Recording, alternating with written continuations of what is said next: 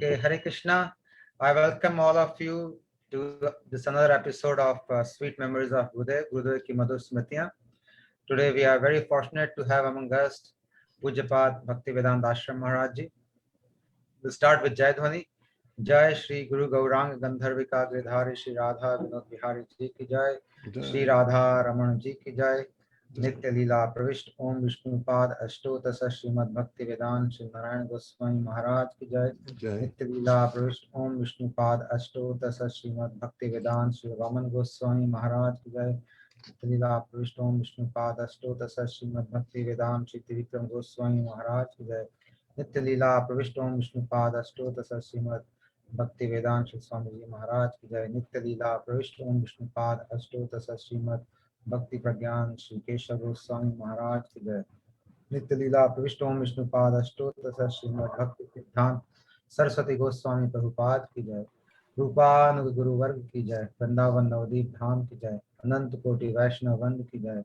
गौर भक्त वृंद की जय। हरि नाम संकीर्तन की जय। गुरुदेव मधुर स्मृतियां प्रोग्राम की जय। गौर प्रेमानंदे हरि हरि हरि हरि बोल। First we'll start with a kirtan. Our Sripad Ramanand Prabhu will do a kirtan, then I'll give a small introduction for Maharaji, and then Maharaji will speak. Okay, Ramananda Prabhu, you can start your kirtan. Thank you. Ramananda he Madhava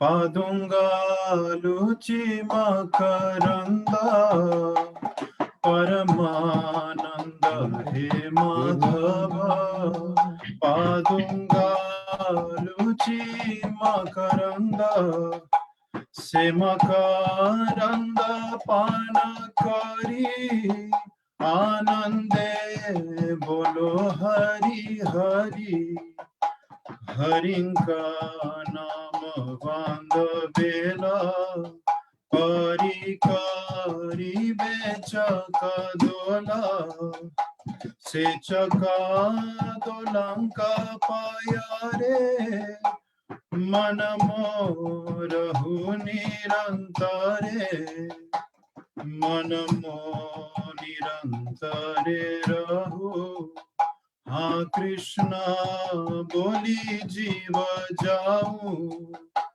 Ha Krishna Boli Jau Jiva Moteyo Dhara Radha Dhava Moteyo Dhara Radha Dhava Moteyo Dhara Radha Dhava Paramananda he Madhava Padunga Luchi Makaranda Hare Krishna Krishna Krishna Hare Hare Hare Rama Rama Rama Hare Hare Jai Guru Deva Jaya Guru Deva Guru Deva Jaya Guru Deva Jaya Goura Govinda Swami Vaishnav Thakur Goura Govinda Swami Vaishnav Thakur Guru Parampara Parampara Guru Parampara Hari Bol Hari Bol Hari Bol Hari Bol Nitai Gaur Hari Bol Hari Bol Hari Bol Hari Bol Nitai Gaur Premanande Hari Hari Bol. Thank you, Prabhuji. Ramananda Prabhu, thank you so much for that beautiful kirtan, remembering Gaur Govind Maharaj. So today we are very fortunate to have among us Pujyapat Bhaktivedanta Ashram Maharaj. And Maharajji moved into a temple in England in 1978. And then he was initiated by Srila Gour Govind Maharaj in 1991. And in 1996, he took the shelter of our dear Gurudev, Nitya Leela Pravishta Om Vishnupad Ashtotasa Srimad Bhakti Vedanta Shri Narayan Goswami Maharaj. And thereafter he got his sannyas from our Gurudev in 2001. And now he has managed around over 30 preaching centers both in ISKCON as well as in Gaudiya Mutt. And even now, No, I think 30 years. oh, 30 years. years. Sorry, 30, Not over 30 30 years. Yeah. Sorry. Yeah, so over 30 years he's been managing preaching centers in ISKCON and Gaudiya Mutt. And even now he's, I think, Birmingham, you are, Maharaj? Birmingham. Yes, he's looking after the mutt in Birmingham, where my Siksha Actually, Guru, I'm by myself. oh yeah, our Kashyap Prabhu went there. I remember before his Yes. departure, he went Kashyap there for Prabhu a kirtan, came. and there was a nice ecstatic kirtan there. So yes, and he travels all over the world for preaching. And I have had good fortune of associating with him various times during parikrama in Govardhan and in Nandagaon and other places where Maharaj used to. In those times, Maharaj used to do parikrama, and we used to stop at all places. So Maharaj used to come that time, and I had good fortune of associating with him there. So today we request Maharaj to speak about his journey into the spiritual path, how he came and how he was blessed by so many acharyas, and how his life has become so perfect, so beautiful as it is now. Dandat Maharaj, you can start. Dandavat Pranam. Om Jnanatimirandasya Jnananjana Shalakaya Chakshunmilitam Jena Tasmai Shri Guruve Namaha Vanchakalpatarubhyascha Kripa Sindhvyevacha Patitanam Pavanebhyo Vaishnavebhyo Namo Namaha Shri Krishna Chaitanya Prabhu Nityananda Shri Advaita Gadadha Shivasadi Gaur Bhaktivinoda Hare Krishna, Krishna Krishna, Hare Hare, Hare Ram, Ram Ram, Hare Hare. First of all, I offer my most respectful obeisances unto the lotus feet of my Diksha Guru, Om Vishnupad Astottara Sata Shishmat Srila Gour Govinda Goswami Maharaj. Again, I offer my most respectful obeisances unto the lotus feet of my sannyas and Shiksha Guru, Om Vishnupad Astottara Sata Shishmat Srila Bhaktivinoda Narayan Goswami Maharaj. And again, I offer my most respectful obeisances unto the lotus feet of my Param Guru Devs, Nitya Lila, Pavishta Om Vishnupad, Astottara Sata Shishmat Srila Bhaktivedanta Swami Srila Prabhupada, and Nitya Lila, Pavishta Om Vishnupad, Astottara Sata Shishmat Srila Bhakti Pragyan Keshav Goswami Maharaj. Offer my most respectful obeisances unto all Vaishnavas and Vaishnavis. Okay, Ajay Prabhu, thank you very much for giving me opportunity to remember the pure Vaishnavas. Thank you, Maharaj, for This coming is here. Thank you so much. You are saving me, actually. You are saving me from my wicked mind. So this is very, very good. You're saving all of us, Maharaj, so many people. So, otherwise, yes. So now I want to speak. I think I have about 50 minutes, right? No, Maharaj, you have more time. You can speak till 9:45 to 10. It's fine. What time is it now? Your time? It's 8:10 now. 8:10. Yes. 9:45 to 10. That's a lot. Yeah. I thought I would focus more on Srila Gaur Govinda Maharaj, and then maybe another time I can speak on Srila Gurudev. But let's see how it goes. Okay. Let's see how it goes. So, how I came to Krishna consciousness, very quickly. I was studying in London, and I was quite insane, having some different bouts with the material energy, let's say. So I was looking how I could become free from my situation. I was completely mad. I was going to the church, nothing, talking to the priests, the pastors, couldn't get help. I was looking towards books of Buddhism, this, that, nothing. I was doing different types of rituals. Then I saw the devotees in London on Tottenham Court Road doing Harinam, Hare Krishna, Hare Krishna. And then I went I had a book in Nigeria previously, Shir Sapanisat, and I read that book. I tried to read it, but actually I was quite intoxicated when I was in Nigeria. So I couldn't understand it, but I knew this book is something special. So then I went there, they were chanting, and then I followed the Sankirtan party back to the temple. This time they're in Berry Place, not Soho Street.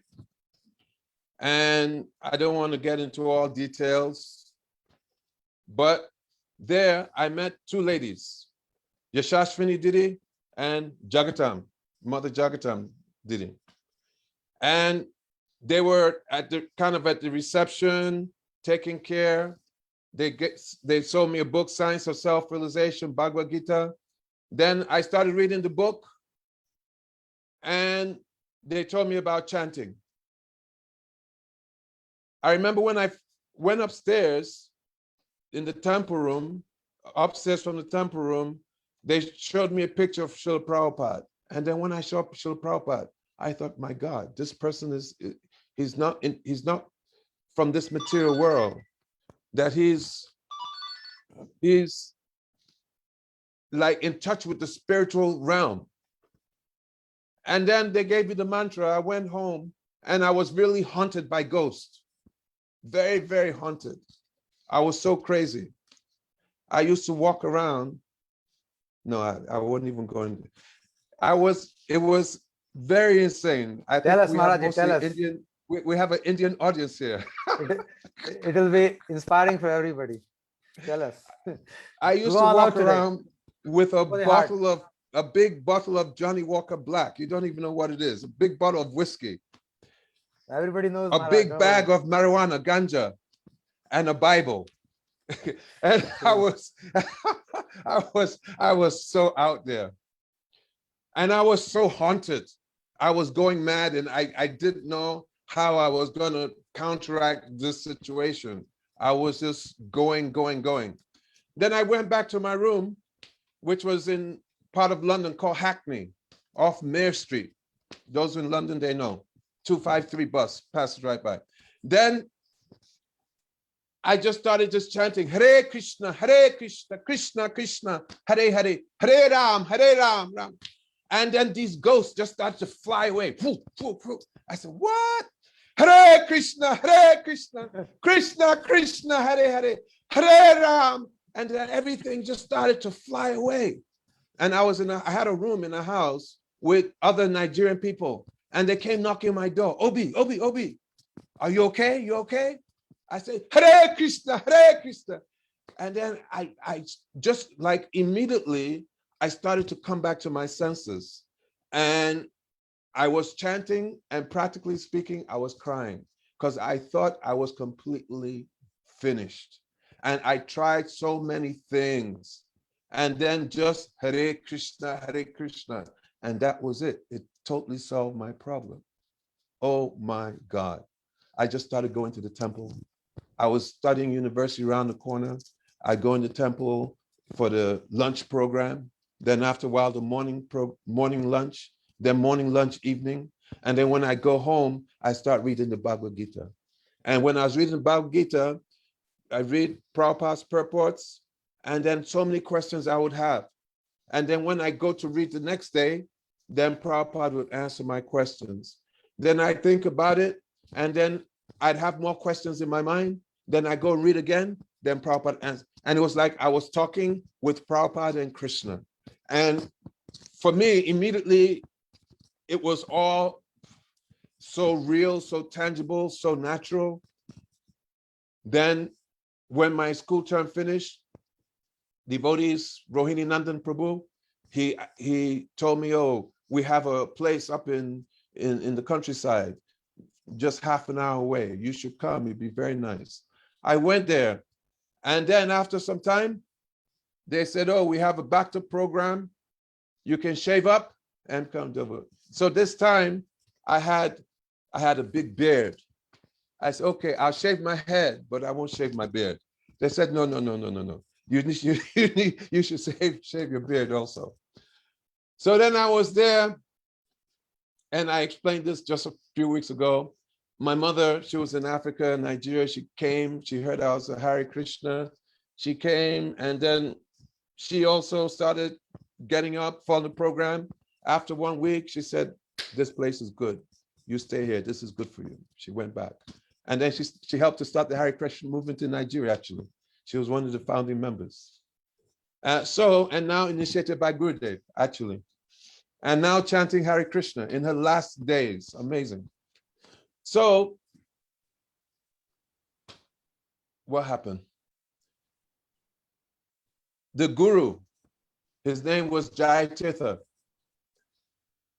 He came, and I was so enthusiastic. I would be in the kitchen washing pots late at night, chanting Hare Krishna, Krishna Krishna, Hare Hare, Hare Ram, Ram. And they were thinking, why is Bhakta Obi so enthusiastic? Why is he, what is making him go like this? They don't know that I've just run away from practical, not worse than death, walking death. They don't know what I was running away from. Then after a while, I finished the Bhakta program. They put me out on book distribution. My tribe, I'm an Igbo guy. Igbo, we're hustlers. So selling books was it was like a fish in water for me. And I had some mystical things. I still had my stash of mystical items. And I had one thing called word is the power. That if you take this, then anybody you talk to, they do what you ask. I told my sanctum leader, look, I'm going to do a lot of books. I have this thing, word is the power. I use this, it's all over. I'm going to sell all the books. He said, no, throw this away. Depend on the holy name. Very tough. I threw it away. So then those days, we used to go out, and we're traveling around the country in Sanctum van, about 3-4 of us, and our whole life was just focused on book distribution. I didn't know anything about the world anymore, outside world. Didn't know what was going on in England, really. Didn't know what was going on in America just as well, because if I did, I'd be in complete Maya. And totally absorbed. Then about 1980 something like that, they said, oh, there's a Tirthapad, that was Jai Tirtha, that he's giving initiation, you should take initiation. So I took initiation, and then he gave the name Vishuddhasattva. So I was still going out, completely absorbed in books, and really, I didn't have much association with Jai Tirtha, hardly any. I was a book distributor. My association was out on the streets with Srila Prabhupada's books. But then one time we came back, we had a new facility, very big place called Croom Court in Worcestershire. Very, very big mansion. And when I used to go out, I'd work so hard that when we come back for the weekend, the place was so big, you could find places where nobody would see you. And for 2 days, I would just be sleeping, crashed out. And then I'll just get up, load up my van, and with my devotees, then we just go off. But then one time when I got up, everybody was running around. And I said, what's going on? What's going on? You don't know? Tirthapad went into ecstasy. He went into bath. He went manifesting ecstatic symptoms. I said, what? What are you talking about? They said, he's the first guru to manifest ecstatic symptoms, because there were the different acharyas. And so Jai Tirtha, he was a grihasta. And I later found out that his ecstatic symptoms was that he was taking LSD. And then he took LSD, and then he became so high, and he had deity of Mahaprabhu on his head, and he was dancing, and everybody was going around saying, oh, Tirthapad, he's manifesting ecstatic symptoms. So then after a while, it came out that actually Tirthapad was taking LSD. And so he left, and then he went to India, to Navadvip. And that time I was completely broken when I found out that, oh, my guru, that he has fallen down. And So I was traveling in my Sankirtan van, and I was completely distraught. But there was one book of Srila Prabhupada. It was actually a book written by Sasrup Maharaj. Maybe he lives forever or something like that. And there was one particular picture of Srila Prabhupada. And when I opened that, then Srila Prabhupada was just like looking at me, very, very stern. And with his glance, he was saying, soldier, get up, do your duty. Don't lament. Go out there and fight. And I closed the book. I don't think I've even ever explained this in detail like this. Then I open again, and he was just like looking at me. And in this way, I just got my strength and just pulled through it. Kept on distributing books, and my shelter was before and always it was Srila Prabhupada. So then after some time, Bhagavan, he came to take over the English Yatra, and then he was initiating, and so everybody was going to take initiation from Bhagavan. I didn't want to take initiation from Bhagavan, actually. To be quite honest, the person who I wanted to take initiation fell down also. But then I talked to my person in charge, Shiva Maharaj. I said, look, I don't really want to take initiation from him. Everybody's being pushed like sheep, but I don't. He said, go ahead, just go and do it. I said, okay, no problem. So I took initiation, but I never really had that connection. Though he was very good psychological talker, this and that, but I never really had that connection. And then after a period of time, maybe a year, 2 years, who knows, Bhagavan fell down. He also ran off with one of his disciples, secretary, what have you. And then all the devotees were crying. But myself, I had never really given my heart to him. So I started to melt a little bit, but not really. So it didn't touch me at all. And I just looked at these boats. I said, oh, I know how you feel. It's okay. You'll recover. So then after that, then I decided, look, that's it. I've had enough. I'm not going through this initiation business anymore. So then I was going out distributing books. And I used to go to Vrindavan. And then I was studying in Vrindavan Institute of Higher Education. And then I was studying Sandarbhas from one devotee, Satyanarayan. Now he's Satyanarayan Baba in Vrindavan, Jiva Institute. And from him, I learned Guru Tattva. I learned a lot from Satyanarayan, actually. I learned a lot. And then I understood, actually, who is really Guru? What is the qualification of Guru? And then I thought, okay, I understand that I need to take shelter of a Guru. I understand that. But this life, I'll just go out, do my seva, distribute books. I know I won't achieve my goal this life, but I'll just be a steady devotee. Next life, we'll deal with that. But I know I'm not going to achieve my goal without Guru, but I'm not doing it again. I'm not taking initiation again. That's it for me. So I think by then I had moved to Birmingham, had a center, but I was temple president, but I had no Guru. But we were very, very successful, very, very, very successful. So then one time I went to India, and actually I didn't take initiation from Srila Gour Maharaj in 91. I made a mistake there. I think it was 92. 91 was the installation of the deities, the opening of the Krishna Balaram Mandir in Bhubaneswar. So I went there, and after the ceremony, he was speaking, and one of my friends, Akinshana Prabhu, who was his disciple, he took me to his Bhajan Kuti where he was speaking. And then he said, ask him a question. So then somehow or other, I asked him, I said, what happens if somebody gets initiated by one Guru, falls down, two Guru falls down? So then he decides, I'll just take shelter of Srila Prabhupada.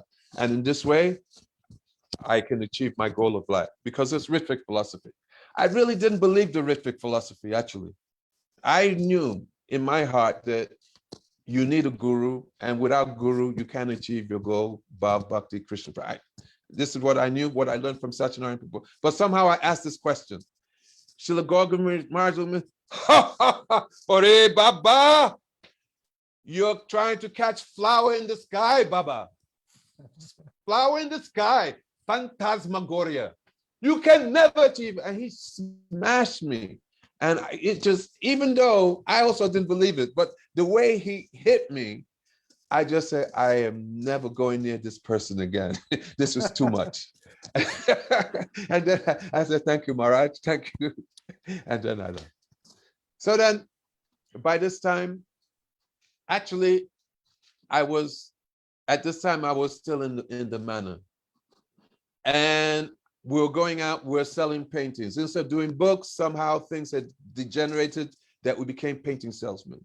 And we used to make a lot of money for the temple. And so one time I came back, it was like 11 o'clock at night, late. I was in bottom bunk. And then top was a cassette player. Back then you had cassette players. And then I put on this cassette player. And then I started to hear. And then Srila Gour Maharaj was just blasting. And then I just started to shake. I said, oh my God, I have to surrender. This is a person I have to surrender to. And I was really afraid because my whole life, I never surrendered to anybody. Even I took 2 gurus, I never surrendered. I never had to surrender to them. I was my own person, my own Sankirtan van, my own party, used to distribute a lot of books, bring a lot of money. Nobody bothered me. I was my own person. And now I've understood I have to surrender to this person. And I was shaking. So then one time he came to the manor, and this like old man coming, very feeble. He had his walking stick, and then on the other hand, he was holding either Satyanandan Prabhu, or one time Satyanandan, another time Chaitanya Chandra, another year, and then just walking to the Vyasasan, and then feebly getting up to the Vyasasan.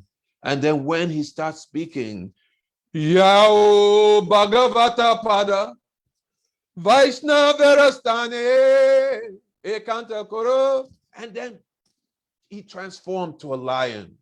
And then for like half an hour, he would just speak the glories of Bhagavatam. And I said, wow. I said, this is Guru.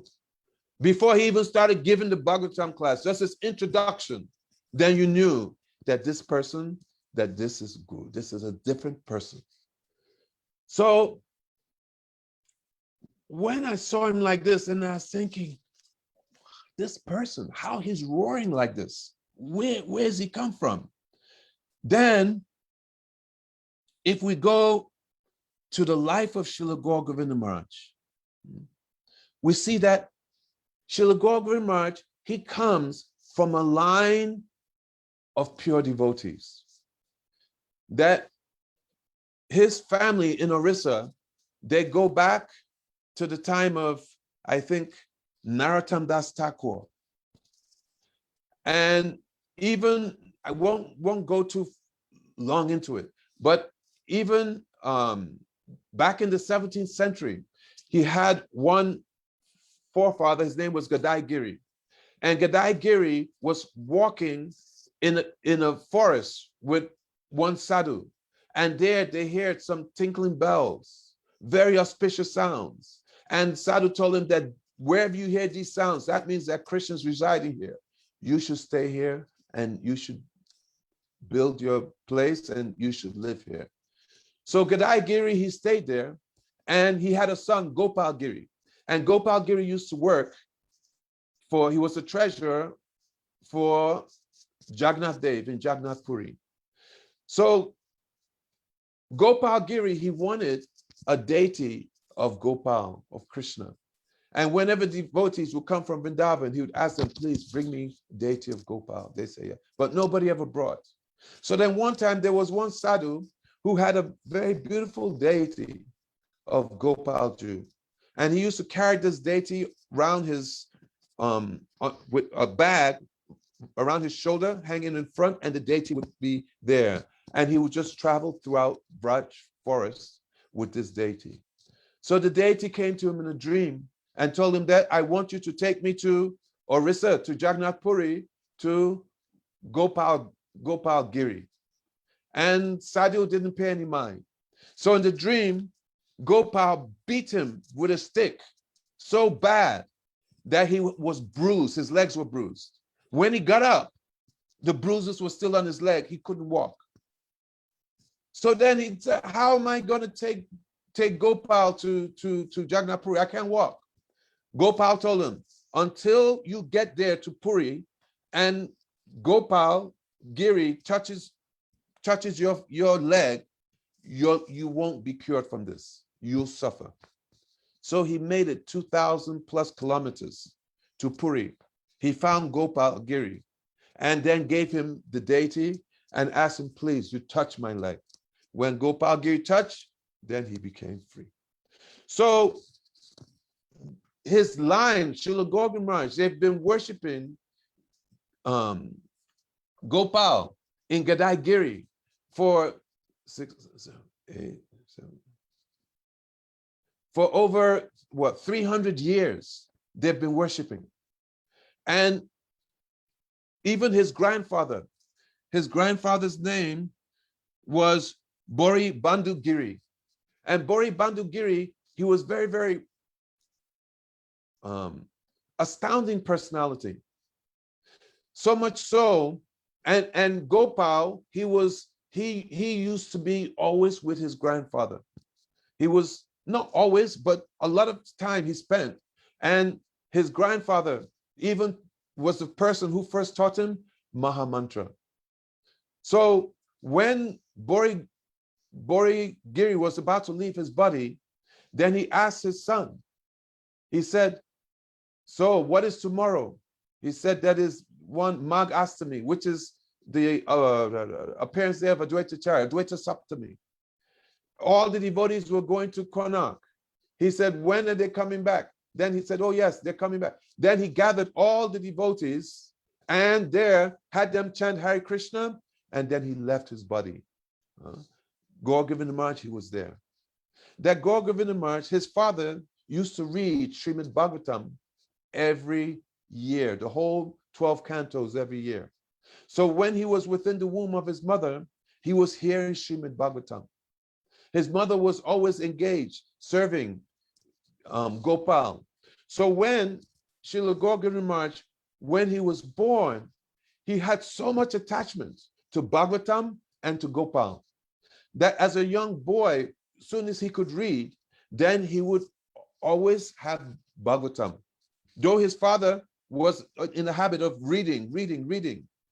But Braj Bandhu, then he would take the Bhagavatam at night. They didn't have a lantern, so he would go in the kitchen where there was the firewood and the cinders. So with the light from the firewood, then he would read Bhagavatam. When he would cry, the only thing that would make him stop is that they put Bhagavatam on his chest, and then he would stop. So much attachment. By the time he was like 8 years old, he had read Gita, Bhagavatam, and he would always be singing the bhajans of the previous acharyas, Narottam Das Thakur especially, and he would be taking care of Gopal in Gadai Giri. The family had a kirtan party that were famous. They would travel to different villages and do kirtan.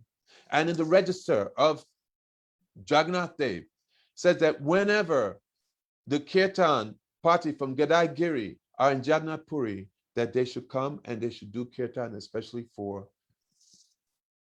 Lord Jagannath.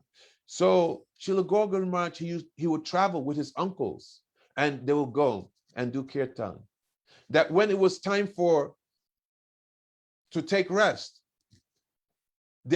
his parents would tell, no, you cannot go for the kirtan. He would wait till everybody was sleeping, jump out the window, and then go and catch up with his uncles and go for the kirtan. This was his spontaneous attachment for Kirtanak Sada Hari, for always chanting Harinam. So in this way, his whole life, he was always absorbed in kirtan, and he was an avid reader. He was completely addicted to studying the scriptures. When he was 18 years old, he took a vow to study the Vedas, Upanishads, Puranas, and he would stay up and he read right through. One time we took him in Holland. We took him Venu Geet of Gurudev. And then he stayed up that whole night, read all Venu Geet. He was so happy. He was so happy, actually. Don't even want to say what he said. So he was so happy, so happy. It was myself and Raghava Pandit. So then,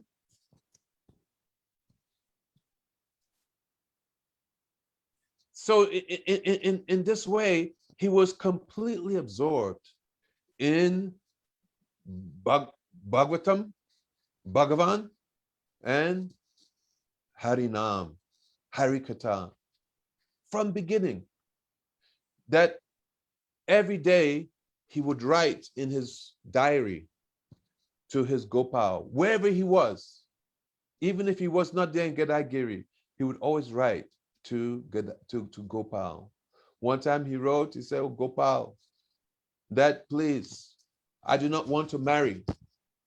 I want to be a prem bhikari, a beggar of prem. So you arrange that my brother, that he will marry and he will take care. And you please let me continue and basically be a prem bhikari, take sannyas." But his father had passed away, and his mother, she made arrangement that he should marry. On his wedding day, this was when he met his wife. And everybody they were having so much merriment, enjoyment. And he was just sitting by himself with one scripture, I think Gita or something. And he was thinking, oh no, now I have to go for Grihastha Ashram. But then when he got into Grihastha Ashram, he was still the same brahmachari that he was. Now he was very ideal Grihastha brahmachari. That his family, they would have to get up very early in the morning, and they would have to do asanas, and they'd have to do their job.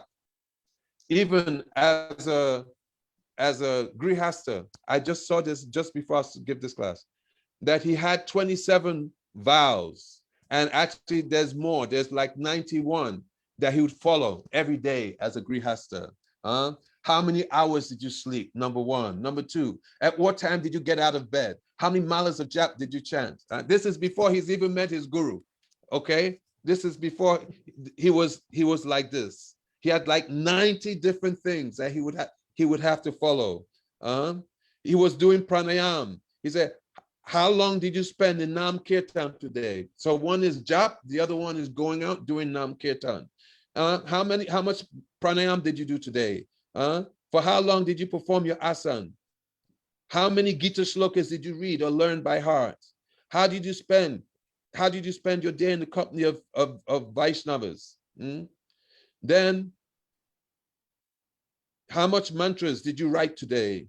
And then, how many lies did you tell today? And what did you do to atone for this?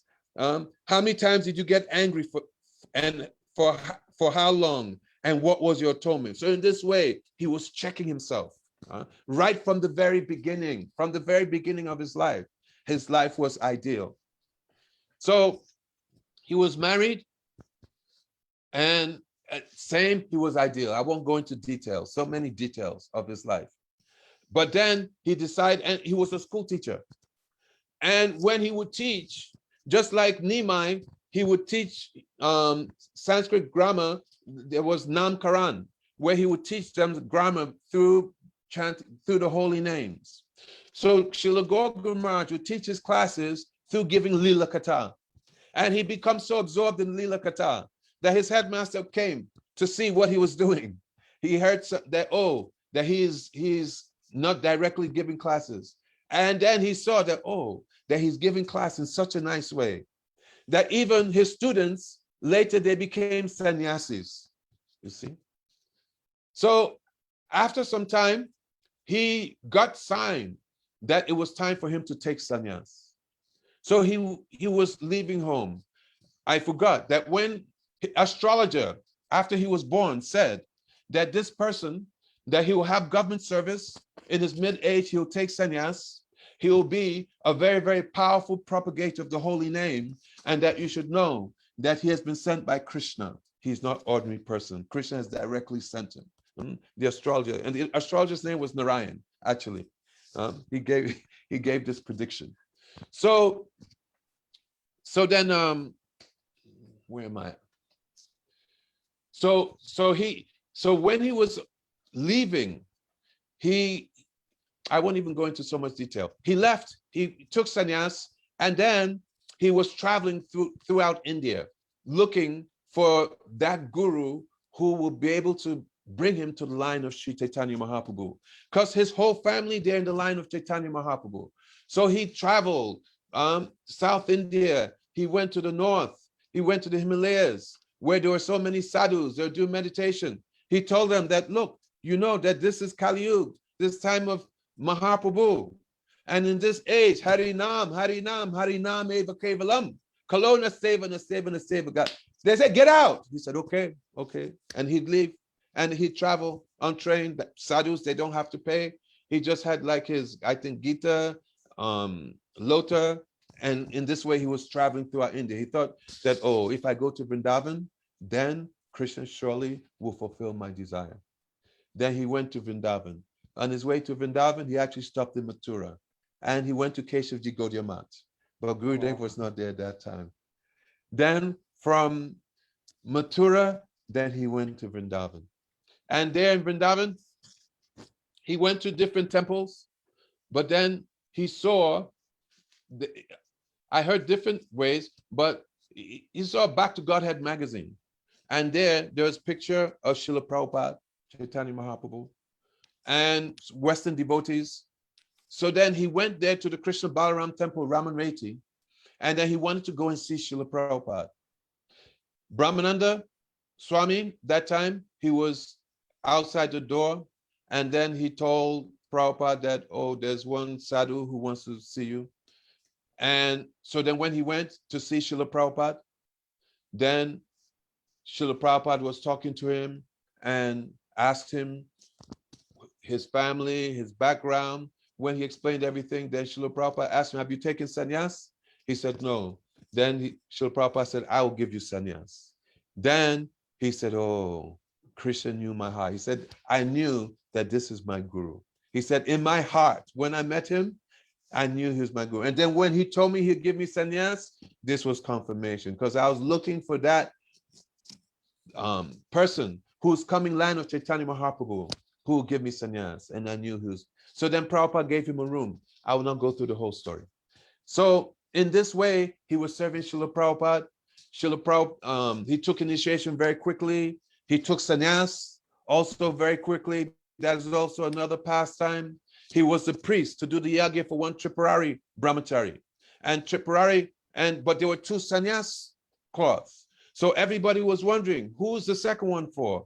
Because Gour Govinda, he was a priest, because he was brought up a Brahmin, Vaishnava. He knew how to do all the ceremonies, everything like that, even though he was such a young devotee. So then when it was time for the devotees to go and get their cloth and go and change, then he got up from the yagya pit, and then he went and took the other sannyas cloth.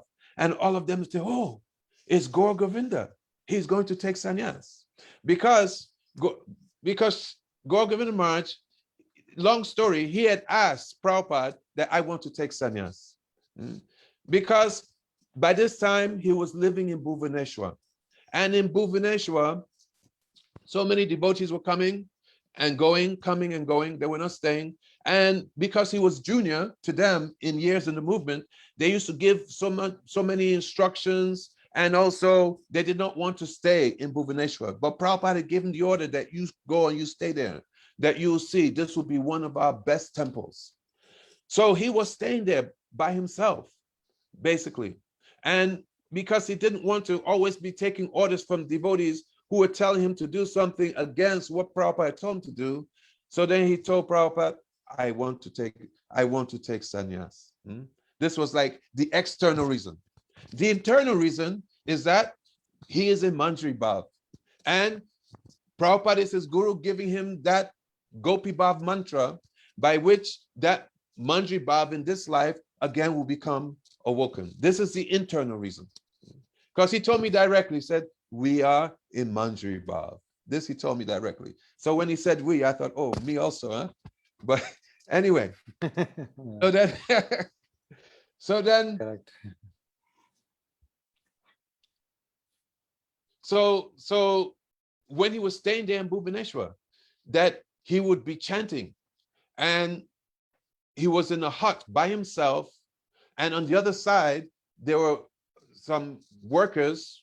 I don't think even workers for him. They're workers, and they were just like smoking ganja, but he was just completely undisturbed. He was focused that he must carry out the order of his guru. Srila Govinda Maharaj was very, very, very unmoving in this way, that what order he received from his Gurudev, that he must carry out. That even sometimes, generally speaking, he would not eat till late at night until he had chanted and also translated the books that Prabhupada told him to translate. Then then he would eat. Without translating the books, he will not eat. One time he was chanting, Hare Krishna, Krishna Krishna. And then he saw something. He felt something on his cloth. And then he looked, and it was a snake. He just whisked the snake off and just continued, Hare Krishna, Krishna Krishna, Hare Hare, Hare Ram. So much nishta in Harinam. So he went, he got changed into sannyas cloth, and then he came back, went through the ceremony, and then the sannyasis had to speak. And then one devotee, Rita Prabhu, Prabhupada disciple from South Africa, lives in England. Then he said that when Srila Govinda Maharaj spoke, then tears started coming from Prabhupada's eyes. Prabhupada said, oh, he has understood what is sannyas. He's understood.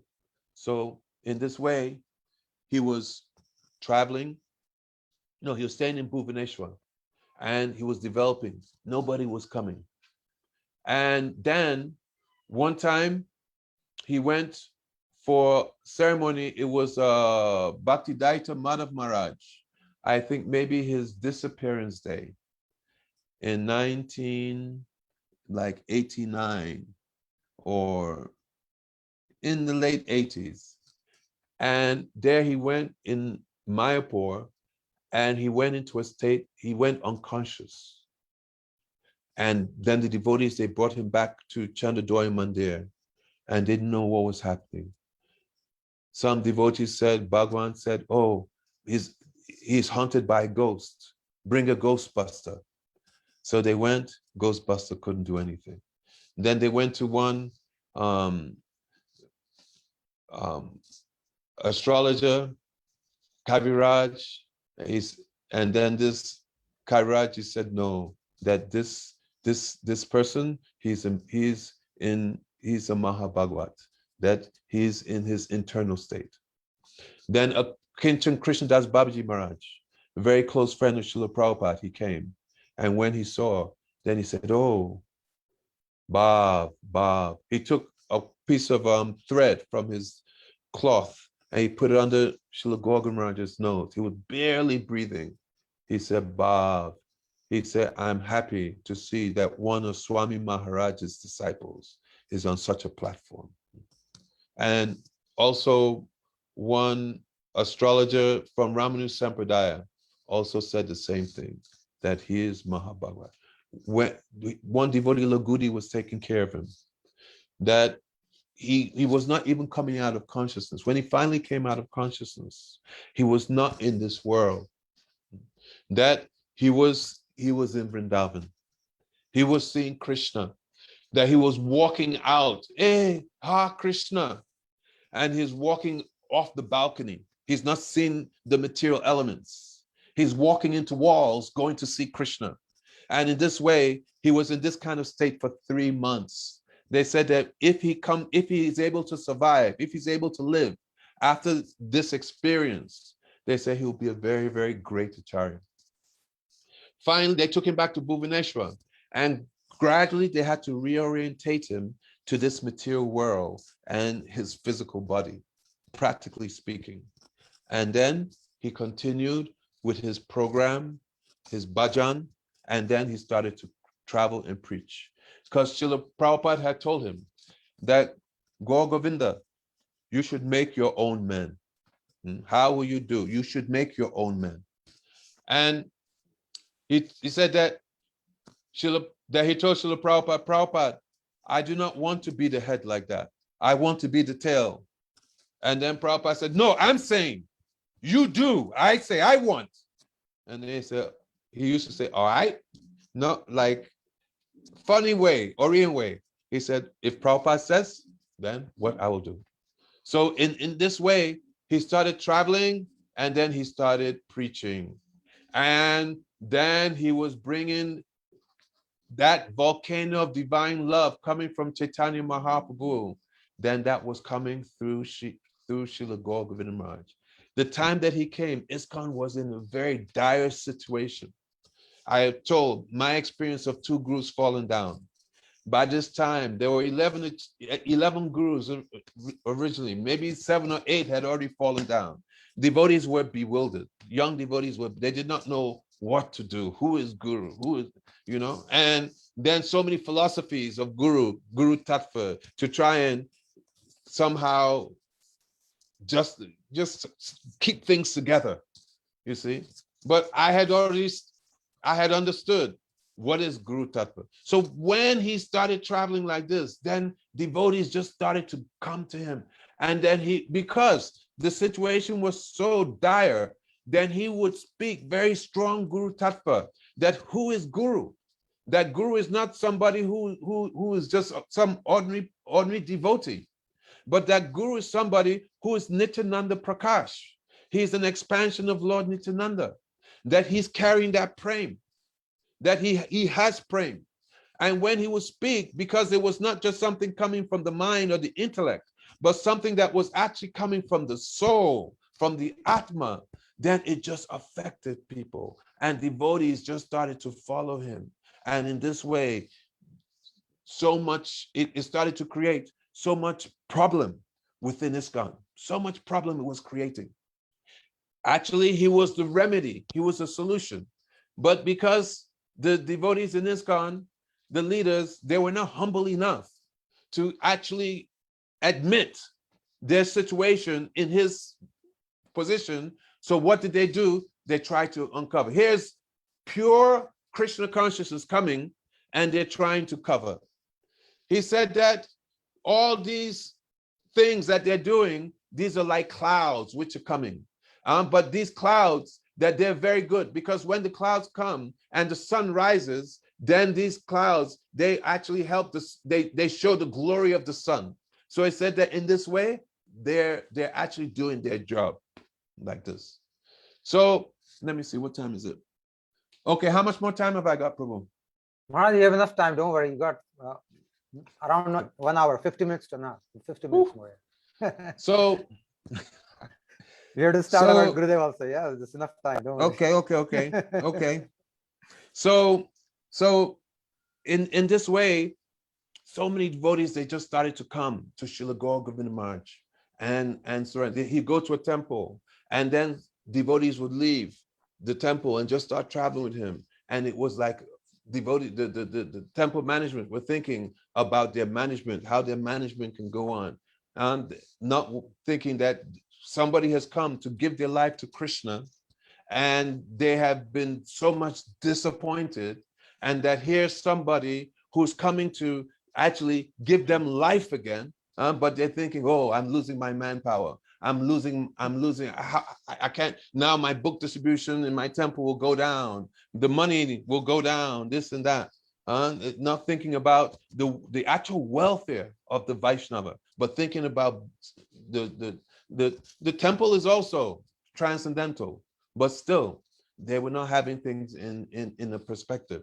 So in this light, then I came in contact with Srila Gaur Govinda Maharaj. So I went to Bhubaneswar. I was already by now a temple president myself in Birmingham, ISKCON. And my plan was that I would go and hear from him, and then the following year I would take initiation. That I wanted to hear and develop the relationship, because already I've been initiated 2 times. So then when I went, I was listening, and then my good friend Akinchana Prabhu, he was there again.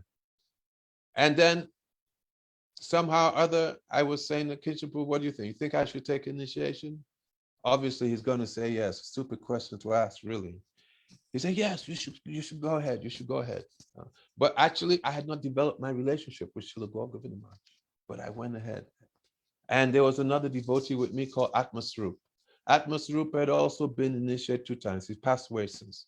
So he knew what it is to get initiated 2 times and then go for the 3rd. If you haven't been there, you can't understand what it is. You just cannot fathom what it is, okay? It's like your pot has been broken. Your pot is broken the first time, right? So you just kind of patch it up, but it's still broken, right? And then it gets thrown again. And then you're trying to, oh my God. The heart was just, so then when that morning, now I was a temple president, okay? And I had devotees underneath me. In fact, Prem Prayojan, he was one of my devotees, and there were 2 other main devotees, and we're really, really dynamic team, actually. Very, very, in all ways. So they had taken initiation from Harikesh Swami, who fell down afterwards also. But I was always very strong, because now that I came in touch with Srila Govinda Maharaj and I was learning Tattva Siddhanta, I knew something from Satyanarayana Prabhu, but now with Srila Govinda Maharaj, it was like being in the university professor, and you'd be learning. And then these devotees, I'd be giving them the classes and speaking very strong about Guru Tattva, that you should be very careful who you go to take shelter for Guru. You don't know. First, you develop a relationship, and then the Guru tests you, and you test the Guru. There should be pariksha on both sides. I was preaching all this, that just don't jump and accept Guru. And then here I was going to jump and accept the Guru. I knew he's a pure devotee. But that morning of the initiation, I'm going around the temple and doing my japa. And then I realized that, oh, actually, I have my heart is not ready to take initiation. I know he's a pure devotee. This, there's no doubt. But I personally, I have not developed the relationship, and my heart is not ready. I said, but I can't back out now. I've already put my name, everything is going on, it's going to happen in 2 hours. And for me, one thing is, I hate to be a hypocrite. I'd rather be a fool than a hypocrite. And then I said, my God, you've been preaching so heavy, Guru Tattva, about how you have to be very careful before you approach Guru, have to take it. And now you are the person who's going to take initiation, and you're not ready. And then as I was walking around, all of a sudden, Nam just started to come from my heart to my mouth. And I was like floating. And I was walking, and I was just floating around the temple. It's like my feet weren't touching the ground. It's like Shuddha was coming, the closest I know to Shuddha, at least at that time. And it was just, I was just going around. And then the initiation came. And when I was going to sit in the fire, Atmasrup looked at me. He said, Govinda, I don't believe you're doing this. I do not believe you're doing this. And I just floated by Atma, sat down, took initiation, gave me my beads. Your name be Govinda Bhakata. And then we're going up the stairs to Krishna Balaram Mandir to take darshan. And I was walking when I said, Gurudev, do you know what just happened to me just this morning? Are you aware what I've just been through? He looked at me, Ore Baba, ba, ba, and then just kept on walking. Then I understood, this is Guru. This is Guru. This was the first time before I even joined, when I was chanting, I had this relationship with Nam. And this time was most amazing. Wow. So now taking shelter of Srila Gaur Govinda Maharaj, and then we will stay in Bhuvaneshwar, and then Bhuvaneshwar will stay for. I will not stay for a long time, maybe 1 month. Other devotees will stay for 2, 3, 4, 5 months. And he'll speak 2 hours in the morning. And then in the evening again, another hour. And he'd hammering. And it's like a surgeon doing intense heart and brain surgery combined, because he'll be working in your heart. And it was so heavy that my head was sore. And most days, all we had to do was just go out on Naga Sankirtan in the afternoon. But someday it was just so intense that I would just have to lay down. It was just like too much intense bhakti. He was just pumping into us. So much so that we were like in a Goloka bubble. The material world was out there, but he had created by his sound vibration a whole kind of protection. And we're in that protection. And we were like sealed tight in this spiritual protection that he'd given by his Harikatha. It was amazing. That after one time I left Bhuvaneshwar, I went to Krishna Balaram Mandir in Vrindavan. And then when I went to take darshan of deities Radha Shyam Sundar, then I saw that Radha Shyam Sundar, they were no more stone, they were alive. And then I said, then he always used to say, Shuta Ichita Patan, that this is the path where Shuta, first you hear, then you see. And what he spoke practically would come to life. That I look in deities, wow, that's not stone. They're actually alive. That was just, all we had to do was just hear. Just go, he said, you just come and you just hear Harikatha. So most important, that we should always put ourselves in the position that if we have not come to this point of Nishta, being fixed, we talk about Guru Nishta. Who has Guru Nishta? That person who has Nishta and Bhakti has Guru Nishta. So until we come to that point where we're really fixed, because I asked them, I said, at what point does that devotee, can he, if the spiritual master has left, that he can keep on going without having to take shelter of a Shiksha Guru who's physically present? He said, Nishta. At least devotee should be Nishta. One who is still going through the stage of Anatta Nivritti and has not really become fixed in Nishta, Ruchi stage. Then though we have our Nishta in our Guru, but generally speaking, it's not like automatically hard and fast rules, but generally speaking, one needs to keep on going, to keep on striving. Jive shakshat nahitate guru chetarupa. That the Guru, Diksha Guru, then he manifests through a Shiksha Guru who will help. Guru is departed, he's in Golok Vrindavan. But by his mercy, then another manifestation of Guru is coming, and he's helping to continue that work of Gurudev so that one can become fixed and then one can really serve one's Guru. So he was teaching us like this, that we should always put ourselves in a position where we can hear from pure Vaishnavas.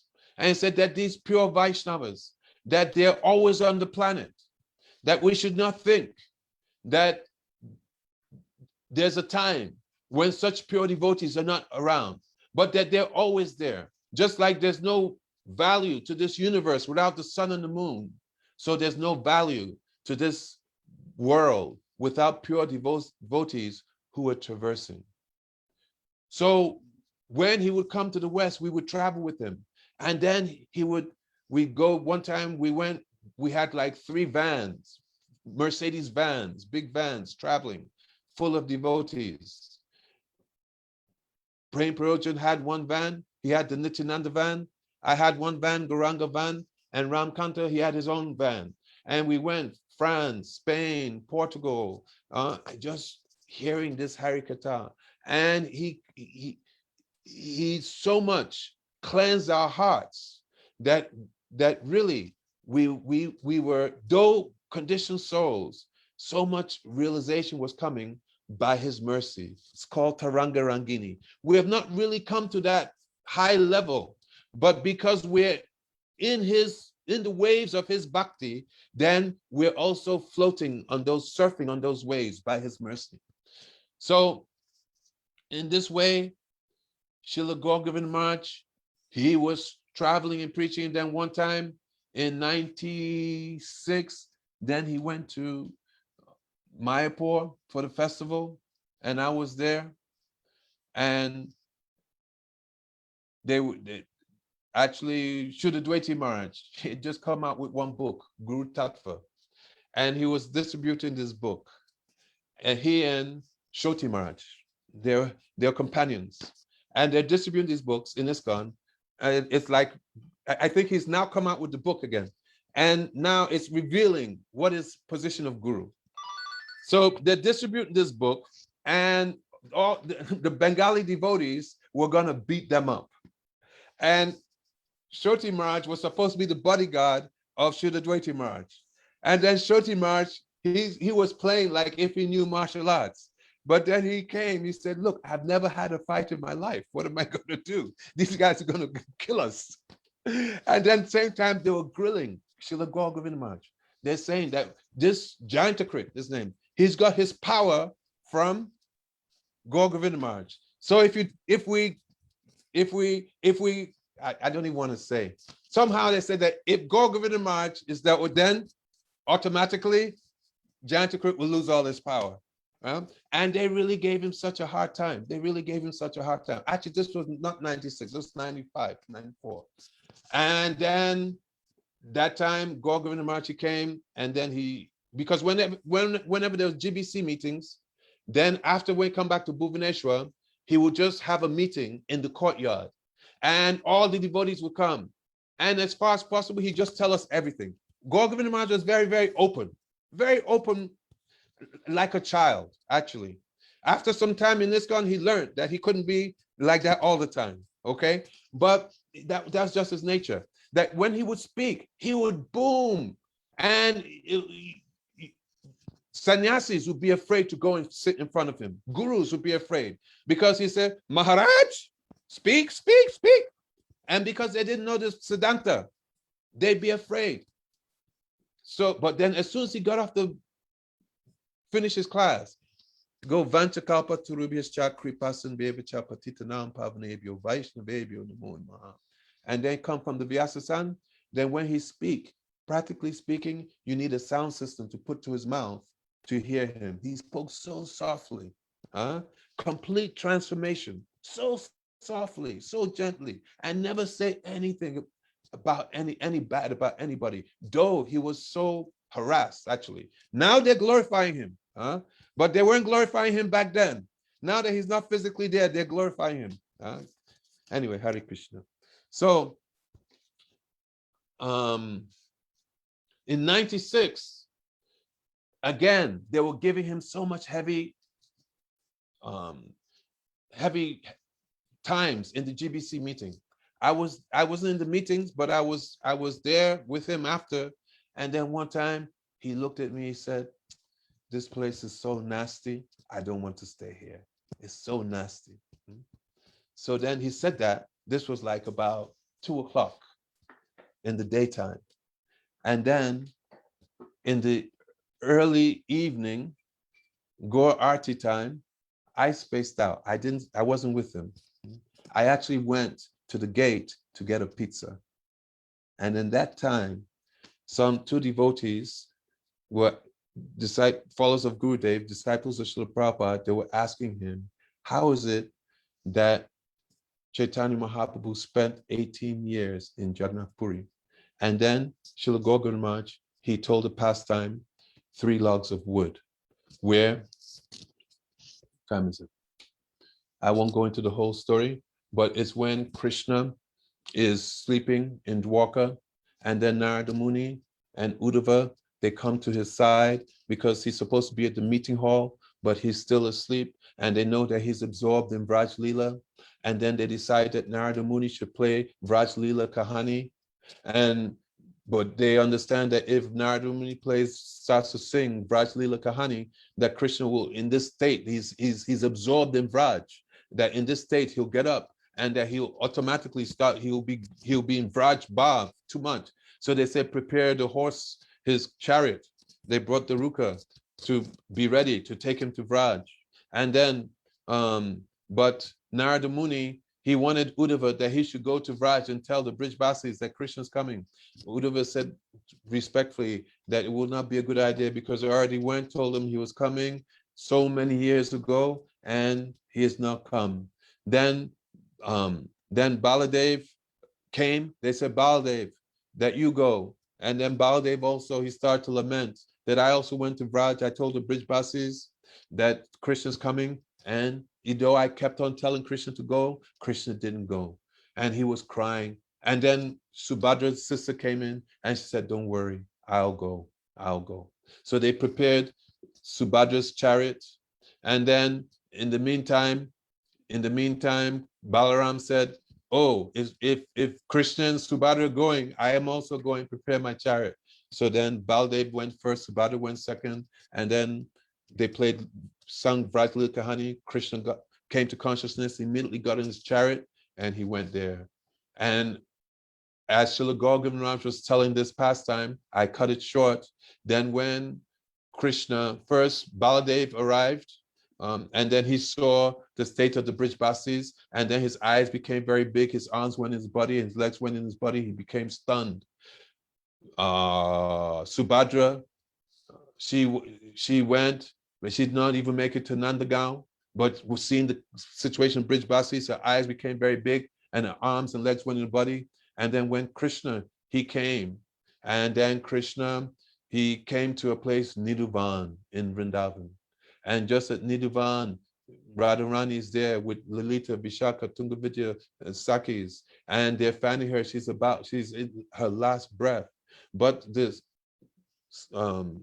breeze touches the cloth of Krishna, and it goes to Srimati Radharani. In the meantime, Krishna has seen Radharani, and his eyes also became very big, and his arms and legs went in his body. This is Mahabhav Prakash. This is 3 logs of wood floating in the ocean of, especially Krishna, in Radha Bhav, in Radha Prem. So he's stunned, and the smell of his cloth goes in the nostril of Radharani, and she sees Krishna in this state, stunned. And then she says, oh, Lalita, help him. Oh, Vishake, help him. And Vishaka starts to sing very sweetly. Radhe, Radhe, Radhe, Jai, Jai, Jai, Shri Radhe. Radhe, Radhe, Radhe, Jai, Jai, Jai, Shri Radhe. Vrishabhanu Nandini, Radhe, Radhe, Asta Sakhi, Siromani, Radhe. And then as Srila Govinda Maharaj was telling this pastime, and this meeting now of Radha and Krishna, then he could not speak anymore, and his voice was choking. And then he just told the devotees, Nam Koro, chant the holy names. Then one of my god brothers went and brought a picture of Gopal and put on his chest. He was now down, and then holding this and looking at Gopal, then he just left this world. Chanting Harinam and with his Gopal. So Ramananda Prabhu, he sang this song in the beginning. That, what is this song? Paramananda He Madhava. That, oh supremely blissful Madhava, honey is dripping from your lotus feet. Drink that honey and blissfully chant Hari Hari. One should make a rack with the name of Sri Hari. Chokadola will then ferry you across this ocean of material existence. May my mind forever dwell in the lotus feet of that Chakadola, of that Krishna. May my mind forever dwell at his lotus feet while chanting Ha Krishna, Ha Krishna. May my life heirs leave this body. May my life heirs leave this body while chanting Ha Krishna. O beloved of Radha, please deliver me. O beloved of Radha, please deliver me. O beloved of Radha, please deliver me. As he sang this every day, this is how he left the world. Amazing, amazing, amazing.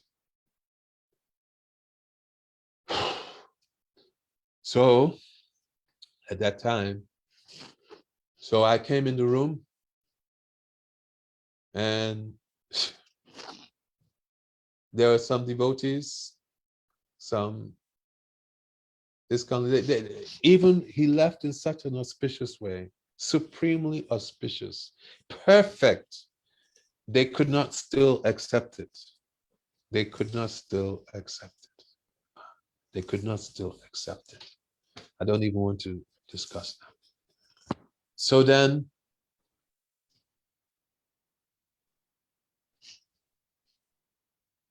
because earlier that day he had told me, this is such a nasty place, I don't want to stay here. Of course, it's Mayapur. It is the most holy of dhams. It's the most holy place. But because of the treatment that he was receiving, he did not want to be in that atmosphere that was created by that situation. And I was just a young devotee. Actually, just a couple of months before that, I was with him in Africa. He had gone to Nigeria. And I was there because I had buried my father. After I buried my father, then because the son, I hadn't seen my parents for like 20 years, but I went, did what I was supposed to do as the son, blah, blah, blah. Then Srila Gour Maharaj came to Nigeria and then I stayed with him. Then we came to Mayapur and then this happened, you see. I had first buried my father, material father, and then now this happened. And the devotees were like really stunned. They were stunned. They like didn't know head to toe, left or right. So I kind of had to manage, okay? I had to manage. So I said, we're going back to Bhubaneswar. And so GBC members were telling me back to Chumar saying, but he's left in Mayapur, most auspicious place. Even today, my god brothers are arguing about this. I never get in the argument, actually. I never get involved because my name doesn't come up and it's okay. But I'm the one responsible. So then he took me to Srila Bhakti Pramod Puri Maharaj. And Srila Bhakti Pramod Puri Maharaj was saying that he's left in Mayapur, very auspicious. And somehow, like a fool, I knew of Srila Bhakti Pramod Puri Maharaj, but when that time in ISKCON, we're not ISKCON, but I was with Srila Gour Maharaj also by this time, so there was no need to go anywhere. So I was just thinking that he did not want to stay. I remember what he told me before. I said, Maharaj respects, but we're going to Bhubaneswar. So then one of his followers, Prabhupada, said, you've made a big aparat. You've made offense. Years after I went to Srila Bhakti Pramod Puri Maharaj, I said, please forgive me my offenses. And he remembered me. He said, no. It was his desire. It was his desire. It's okay. You see. So I said, phew. So then we drove to Bhubaneswar that night. And then in the morning, then Samadhi was done. We did Samadhi. Then after, we went back to Mayapur. So then from Mayapur, about 8 of us, we went over the Ganga and we went straight to Gurudev's mat. Then at that time, there was, before the parikrama, so the sannyasis were sitting on table up in Devananda Gaudiya mat. They had a table, Param Pujapad, Srila Bhaktivinoda Vaman Goswami Maharaj, Param Pujapat, Srila Bhaktivinoda Tirikam Maharaj, Srila Gurudev, Sambhu Sannyasis, and then so many brahmacharis. The hall was upstairs, was full by Gurudev and Srila Vaman Maharaj's room. And so we were at the back, 8 of us, and Gurudev was there. So then at that time, when I saw Gurudev, because I knew of Srila Gurudev. And sometime when we were having Mayapur festival, Gurudev came in and then went out. And even when, after first guru, second guru, in my mind, thought, maybe I should go to Srila Narayana Maharaj and take shelter. This came in my mind. And then I thought, if I do that, I have to leave ISKCON. No, I don't want to leave ISKCON. So then I just put that out of my mind. But then when I was with Srila Govinda Maharaj, there was no need for me to go anywhere. I mean, we were so close to Puri for like the whole time. We never went to Puri, nothing. Nothing. We were just there in that Goloka bubble. And we had no desire to go anywhere, at least me. So then just seeing Gurudev from that distance, then immediately, without a word, then I knew this is a person who I'll take shelter of. Immediately, my heart totally went to Gurudev, just like that. I did not plan anything. I had no intention. But as soon as I went there, then I knew, oh, this is my Shiksha Guru, like that. But I was a temple president. I was in ISKCON. I didn't say anything to any devotees. Then after Gurudev, he finished. Then,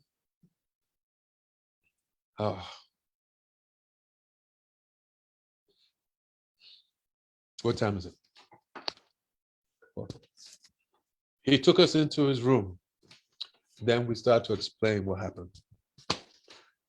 Look, this thing is public, huh? Gurudev said they're going to try and kill your bhakti. He told us, actually. He told us. And I felt like that. ISKCON people may be listening. What can I say? I'm sorry. I felt like that. So then, because I'm not even going to justify what I said. It's like that. It's like that. And what Gurudev said was true. For me, it's true, 100%. So then, we went back. And at this point, then I knew that I'm going to be with Srila Narayana Maharaj. But I didn't tell anybody.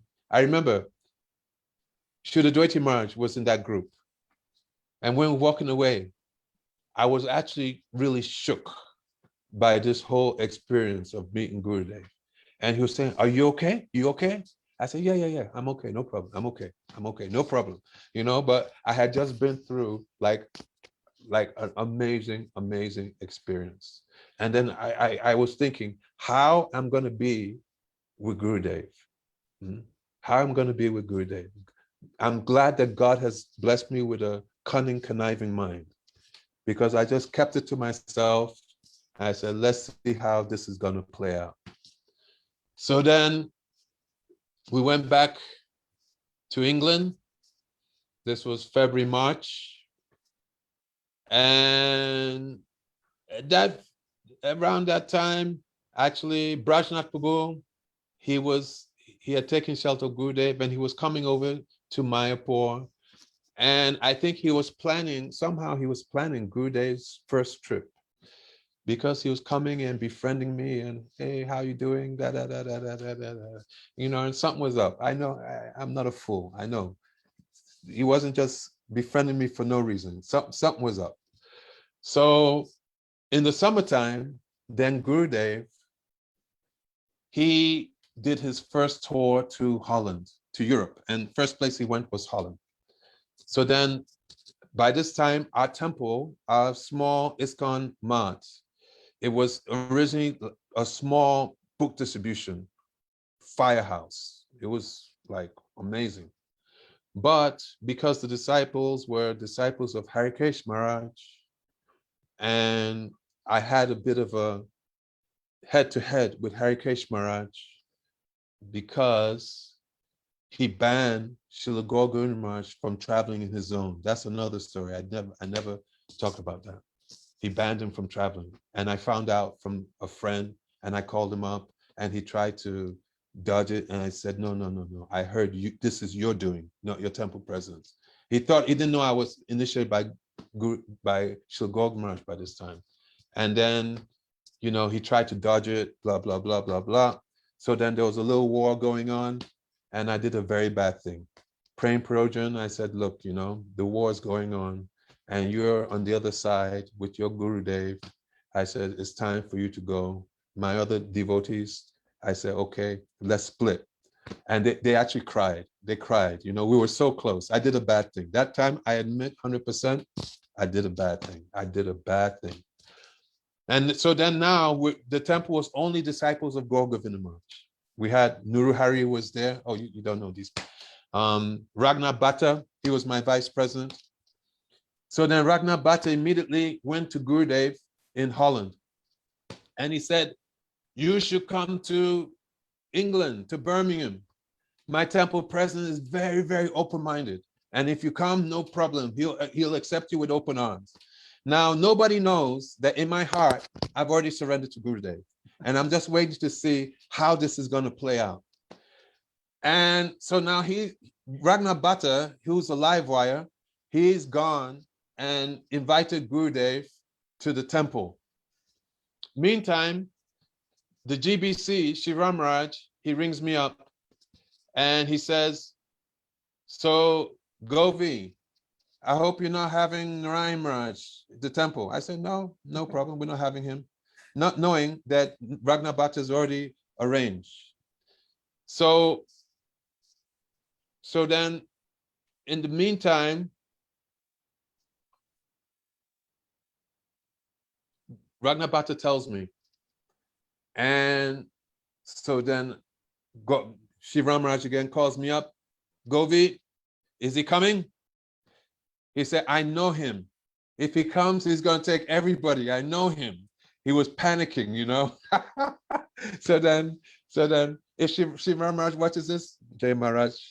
So then, at that time, we had a meeting, and we're all God brothers and God sisters. So then we decide, okay, we're going to tell them in ISKCON that we have to have him because we've already invited him, and we don't want to make Vaishnava Aparad, but we will never do it again. Okay, this is what we're going to tell them. So then this was our line. We're going to invite him. So then, in the meantime, not the GBC, but the General Secretary of England, he calls me up and he says, hey, Govind, Narayan Maharaj is coming. He's traveling in England. And by this time, all the devotees in the temple, they had all got ready that wherever Gurudev was going, everybody was going to follow, including all the new devotees bhaktas who had not taken initiation from Srila Gaur Govinda Maharaj, but they were going to, but then he passed away. So they were all going to go because we would preach Guru Tattva, that you should always go and hear from a pure devotee. We were not bothered about institutional this, that. We were within ISKCON, but we had a completely different philosophy, okay? And they let it happen because I had standing in the society, so they said, well, at least they're under Govinda, so it's okay. So everybody was going, but I was temple president, and I couldn't go. And I was the one who had more attachment than anybody else for Gurudev than everybody else. So I became sick. I had a fever. I can't go. Then this devotee rang me up and said, look, we should go and we should follow him and we should hear what he's saying. Then at that point, I said, Hari Bol, Hari Bol. Officially as a member of ISKCON, now I had permission to go and hear all of Gurudev's classes. That's how the thing where they say I was a spy. This is where this came in. So then the day before Gurudev was to arrive, the secretary rang me up. He said, I can't go. I said, why? He said, my wife said that if you go and hear from him, you may get caught up and you may start following him. So she has forbidden me to go. But you go and you be our representative. Like this. So this way I was free. So Gurudev came. This was now something like June, July of 1996. And he came and we welcomed him. Vrindavan Vilasini was there. Shamrani Didi was there. So many devotees were there. It was amazing. And like that, Gurudev left and everybody went with him. And I could go because I was the GBC representative, like the spy, as they say. But nobody knew that I was already in Gurudev's pocket. Gurudev had already, my heart was there, totally. So we're traveling, and then I'm traveling with Gurudev and the group, and I was staying in my van, my Goranga van, which is like really nicely kitted out.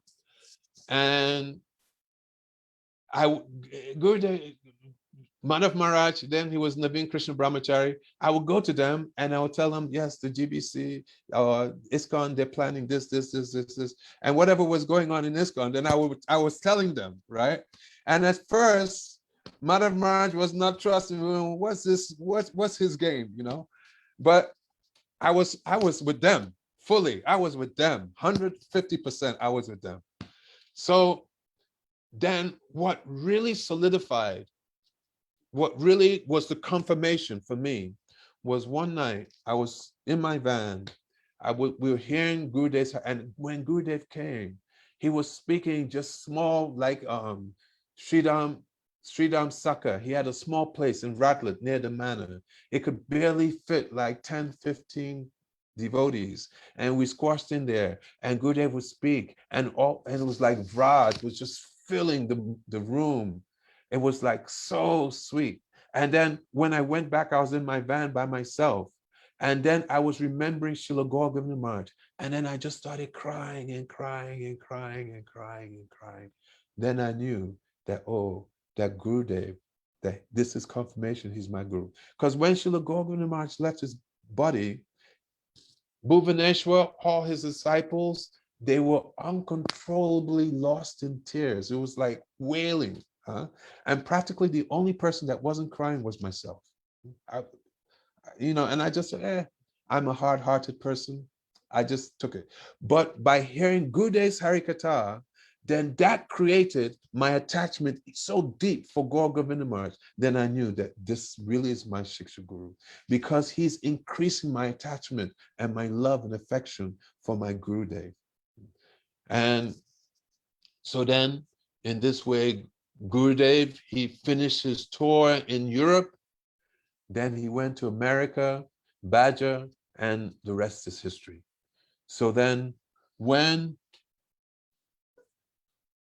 it was time for Kartik,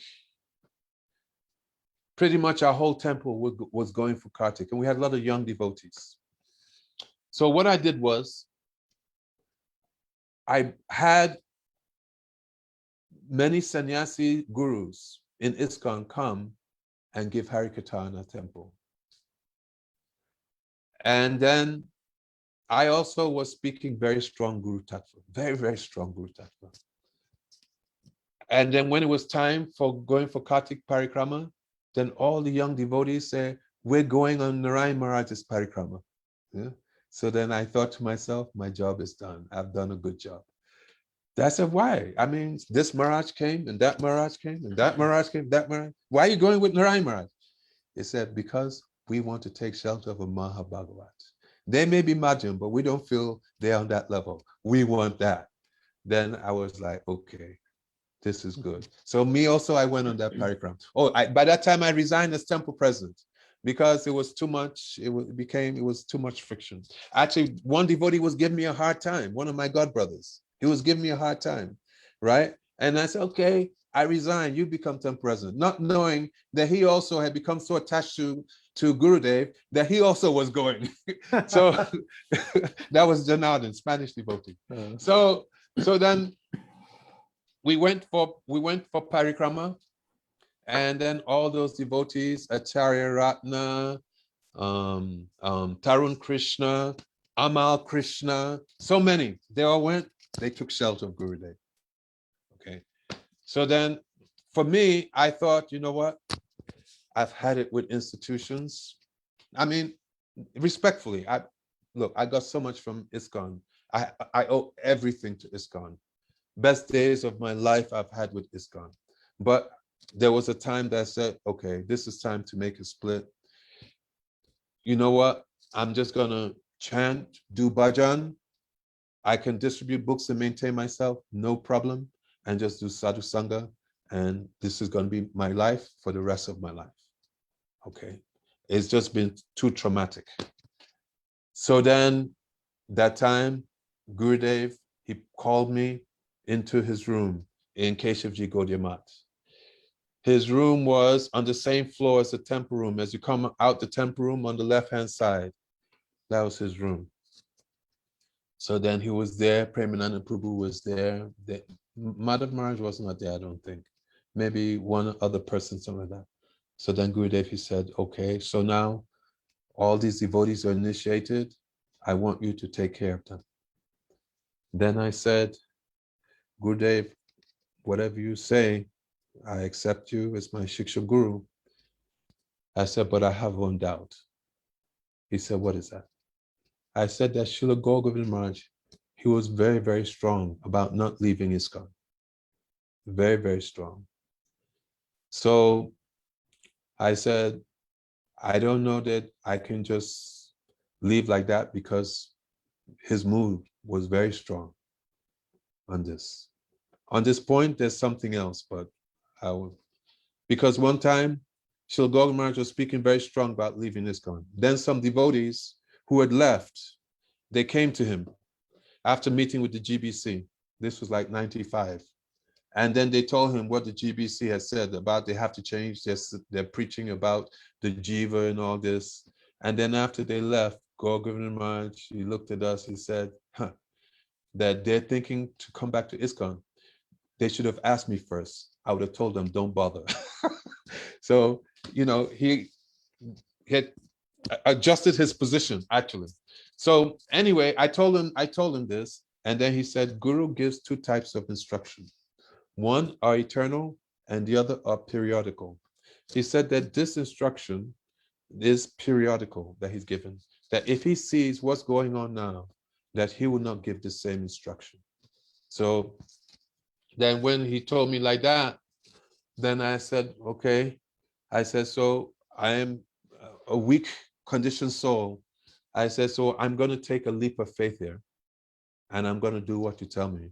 But please, I'm begging you that please, you always catch me. And Gurudev, so far, so good. And only if I forcibly, if I make aparad, I'm confident that there's no problem. So then we went back. What time is it now? Okay, how much time have I got? Tell me so I know how to finish. Maharaj, you can speak 15 minutes more, yeah. 15, 20 minutes. Yeah. Okay.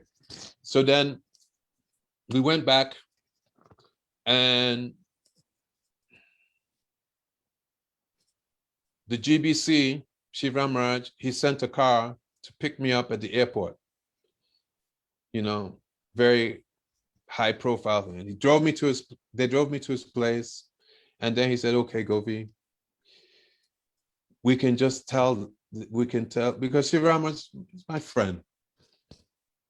I haven't seen him for decades, but we were good friends. So he said, we can just tell them that the devotees didn't know what they're doing, that they're sorry, and they give back their Harinam, their initiation. I said, Maharaj, I'm tired.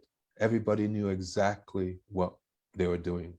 So you do what you have to do, but we're with Srila Narayan Maharaj. So then he said, okay. So then immediately he put out a letter to the whole congregation that we tried our best to stop Govinda and devotees from leaving, but without it failed, blah, blah, blah, something like that. So then in this way, we just started our own mat.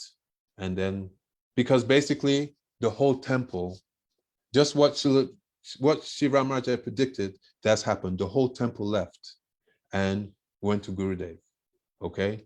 And we had apartments across the road, and we started our first Gaudiya Math right across the road from ISKCON. We were having simultaneous Sunday program. It was a bit crazy. So Gurudev, his contribution, as I see from my very conditioned self, is how anybody who comes to Guru. So Gurudev, there's so much talk that Gurudev he's preaching only about Radharani, this and that. But when Gurudev came, then he grilled us in Upadeshamrita, that we should understand what is Shikshastakam. He was grilling us on Rup Shiksha, Sanatan Shiksha, and teaching fundamentals. And then in between, he was also giving us so much higher philosophy. But he was very much grounding us in the flow. That what I learned from Srila Govinda Maharaj, it was very seamless for me to come to Gurudev, because Srila Govinda Maharaj had given so much foundation in Siddhanta. And also every Saturday, Govinda Maharaj would speak Chaitanya Charitamrita and go into Gour Tattva, Radha Tattva.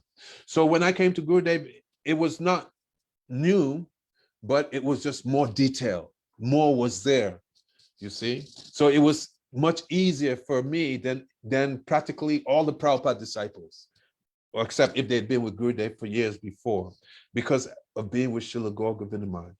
And so he systematically spent so much time just training us when we were on the road, that we have to get up and speak on this, speak on that, speak on this, speak on that.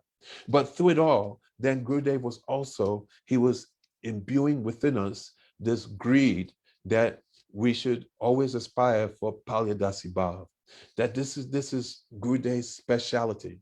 That when Gurudev would take us to Govardhan and we do Govardhan Parikrama, that Gurudev, he said that many people come here, many devotees come and they pray for so many things. He said, and Giriraj, he gives them all these things. He said, but when you with me, you will not be cheated. That you only pray for Palyadasi Bhav, to be a maidservant of Srimati Radharani. I said, Gurudev, this is very high for me. Well, then he said, okay, so you just pray to be with me. You pray that you're always with me. Why? Because if you're always with Gurudev, then automatically you'll be there in Palyadasi Bhav. Automatically. Sometimes the devotees ask me what book to read. You read Venugit, and in Venugit, you're getting all kinds of Siddhanta. At the same time, you're getting Sambandha with the Brijbasis, with Srimati Radhika, with Shyam Sundar, and you're also getting all this Lila Katha. Gurudev, he's so beautifully woven everything in, that it's just like it says, Nigama Kalpataro Galitam Phalam, Shuka Mukat Amrita, is Amrit, which is coming. And he's put it so nicely that all you have to do is just read his books, and automatically you have Siddhanta, you have greed, you have Sambandha, and next thing, only you have to just do is put your hand in the bead bag and chant Hare Krishna, Krishna Krishna, Hare Hare, Hare Ram, Hare Ram. Just get up early in the morning. Very important. I'm preaching for myself. Getting up 5, 6 o'clock in the morning, that will not do. That will not do. One time, I came for a morning walk. I was late. Gurudev said, where were you? I said, I was taking rest. He said, no, don't do that. You get up early like me. One time I went to him, I said, look, I'm chanting. I was chanting many rounds, but still so much in my heart. And I was going angry, crazy. What's going on? And then he said, oh, do you sometimes get up at 1 o'clock in the morning and chant? I said, no, 1 o'clock, no. He said, that's your problem. That's it. And I always remember that Gurudev has given everything to us, actually. He has totally given everything to us. That we may take help along the way. Definitely may take help. I take help along the way. Take help. Of course I take help. But I know that it only help to go into what Gurudev has given us. Into what Gurudev has given us. Because I'm so weak, I'm such a rascal that I need help. But Gurudev, really, he has given everything to us in a very special way.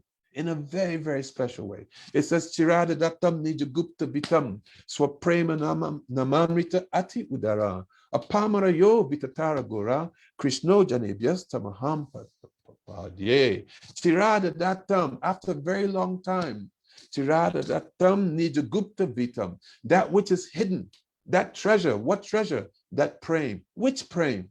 Is it Vaikuntha prem, Dwarka prem, Mathura prem? Prem in Vraj is Sakiras, Vatsalya ras. In Madhurya, what kind of prem? Gupta vitam, swaprem namamrita, that amrit of prem, that nectar of prem, that manjibhav, ati udara, that very, very mercifully. So Gurudev, very, very ati udar. Udar means magnanimous. Ati, he's so much magnanimous that that which has not been given for so long time, that Gurudev is coming and given to who? Apamara yo vitatara gura. To those who are very, very fallen. He said, you come, you take this, you drink this nectar. Gurudev has come. And he's forcing us. Like Rupa Goswami is praying, is it Rupa to that Rupa Raghunath Das Goswami, that he's forced us to take this. We don't want. But Gurudev, he's forced us to go on parikrama, forced us to undergo those austerities. When we were undergoing those austerities and coughing in Kartik and sneezing. But now when we think of the coughing and sneezing, oh, those days are like the sweetest nectar, the sweetest nectar. So sweet. We just think and we cry remembering. This is Gurudev's mercy. That for me, I don't know anybody who has done like Gurudev has done. Srila Prabhupada has gone and conquered the whole world. But how Gurudev has given this Vraj Bhav to the whole world, nobody has done like Gurudev. And that's why Gurudev is respected by all Vaishnavas who really are Vaishnavas, who know Siddhanta, who know Tattva, who know Ras Kata, all of them. They don't just respect Gurudev, they love Gurudev. In whichever camp they are, they all love Gurudev. Because Gurudev is unprecedented. He's totally unprecedented.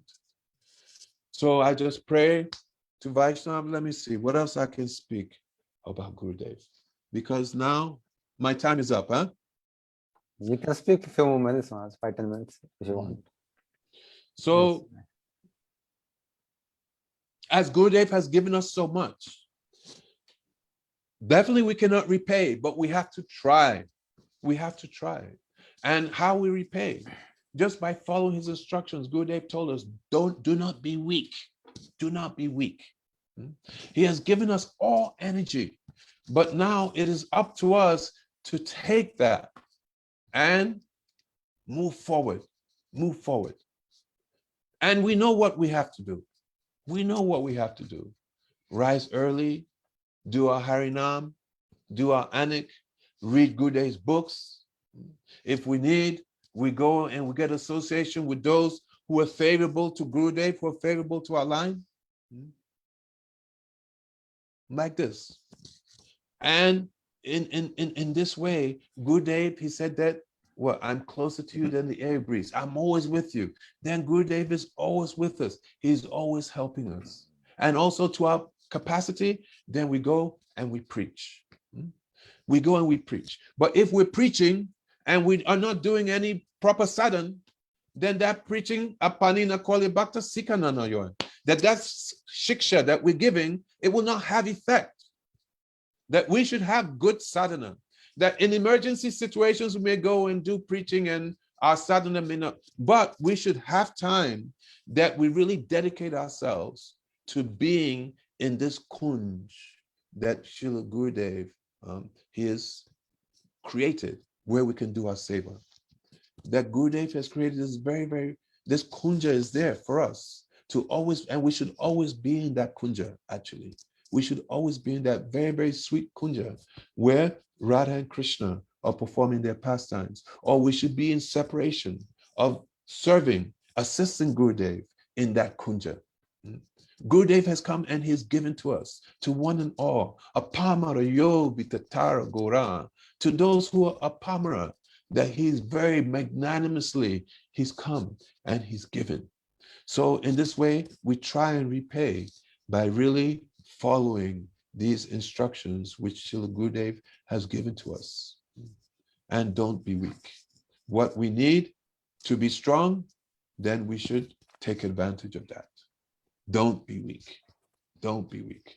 One thing Srila Govinda Maharaj used to always say is that to achieve your goal, you should be ready to break all barriers. This is my motto in life. To achieve my goal, anyway, Vanchakalpa Trubhischa Kripa Sandevich Patitanam Pavnebhyo Vaishnavebhyo. No. Thank you so much, Maharaji. Thank you so much. I remember one incident with you, I think in 97 in Parikrama. You came to me, I don't know if you remember or not. You came to me in Govardhan and you said, Ajay, the thing which we are aspiring for, do you know, here there are a lot of people who are already at that level. Do you remember that, Maharaji? No. Oh, you told me like this. I was just wondering, what have you realized today? I mean, you must have had some vision or you must have seen something. So you spoke to me like this. The thing which we are thinking about reading in the books, there are so many people here who are already at that level. So I had no experience and no anubhuti or anything, but probably I thought you had you saw something. I don't remember that. Okay. So this was really nice, Maharaj. You took us on a trip. We forgot where we are sitting, what we are doing. And actually, I was going to speak today about Srila Govinda Maharaj and another day about Guru, but it's okay. No problem. But it was very beautifully. Yeah. Yes, you intertwined very beautifully everything. It was really nice. And so you were in Soho, London, right? Initially. I joined in Berry Place before Soho Street. Before Soho Street was gotten, there was another temple a few blocks away from there. Okay. I had been to Soho a couple of times, and many times, in fact, because we used to fly regularly. And I met Ramananda once there in Soho.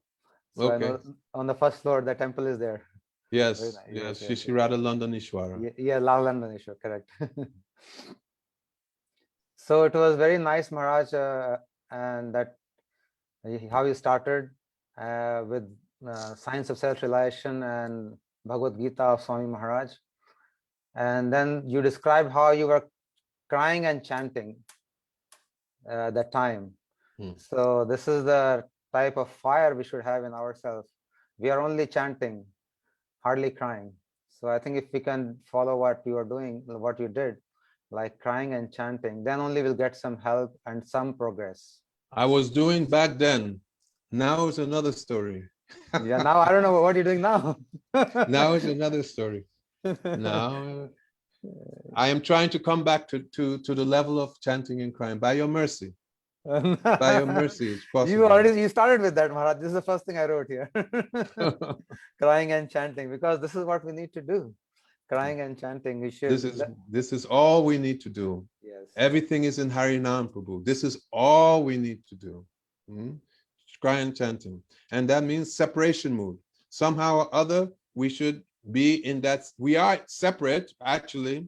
So we should realize how we're separate. Even those who are Radharani in Adiruddha Mahabhav, when she's with Krishna, also separation mood is there. Yes. And this is making the Milan even more sweet. It said that there's nectar and poison in one container. Milan and separation in one container. Mahaprabhu's tasting and Radharani's tasting. And for us, it's absolutely imperative that we cultivate that mood of crying in separation. That, oh, I want to serve Gurudev there in Vrindavan. That, oh, please help. If we cannot even do that, then come down the next level. I'm suffering in this material world. Please pick me up, please help. From whatever level, be in that crying mood. This is most important.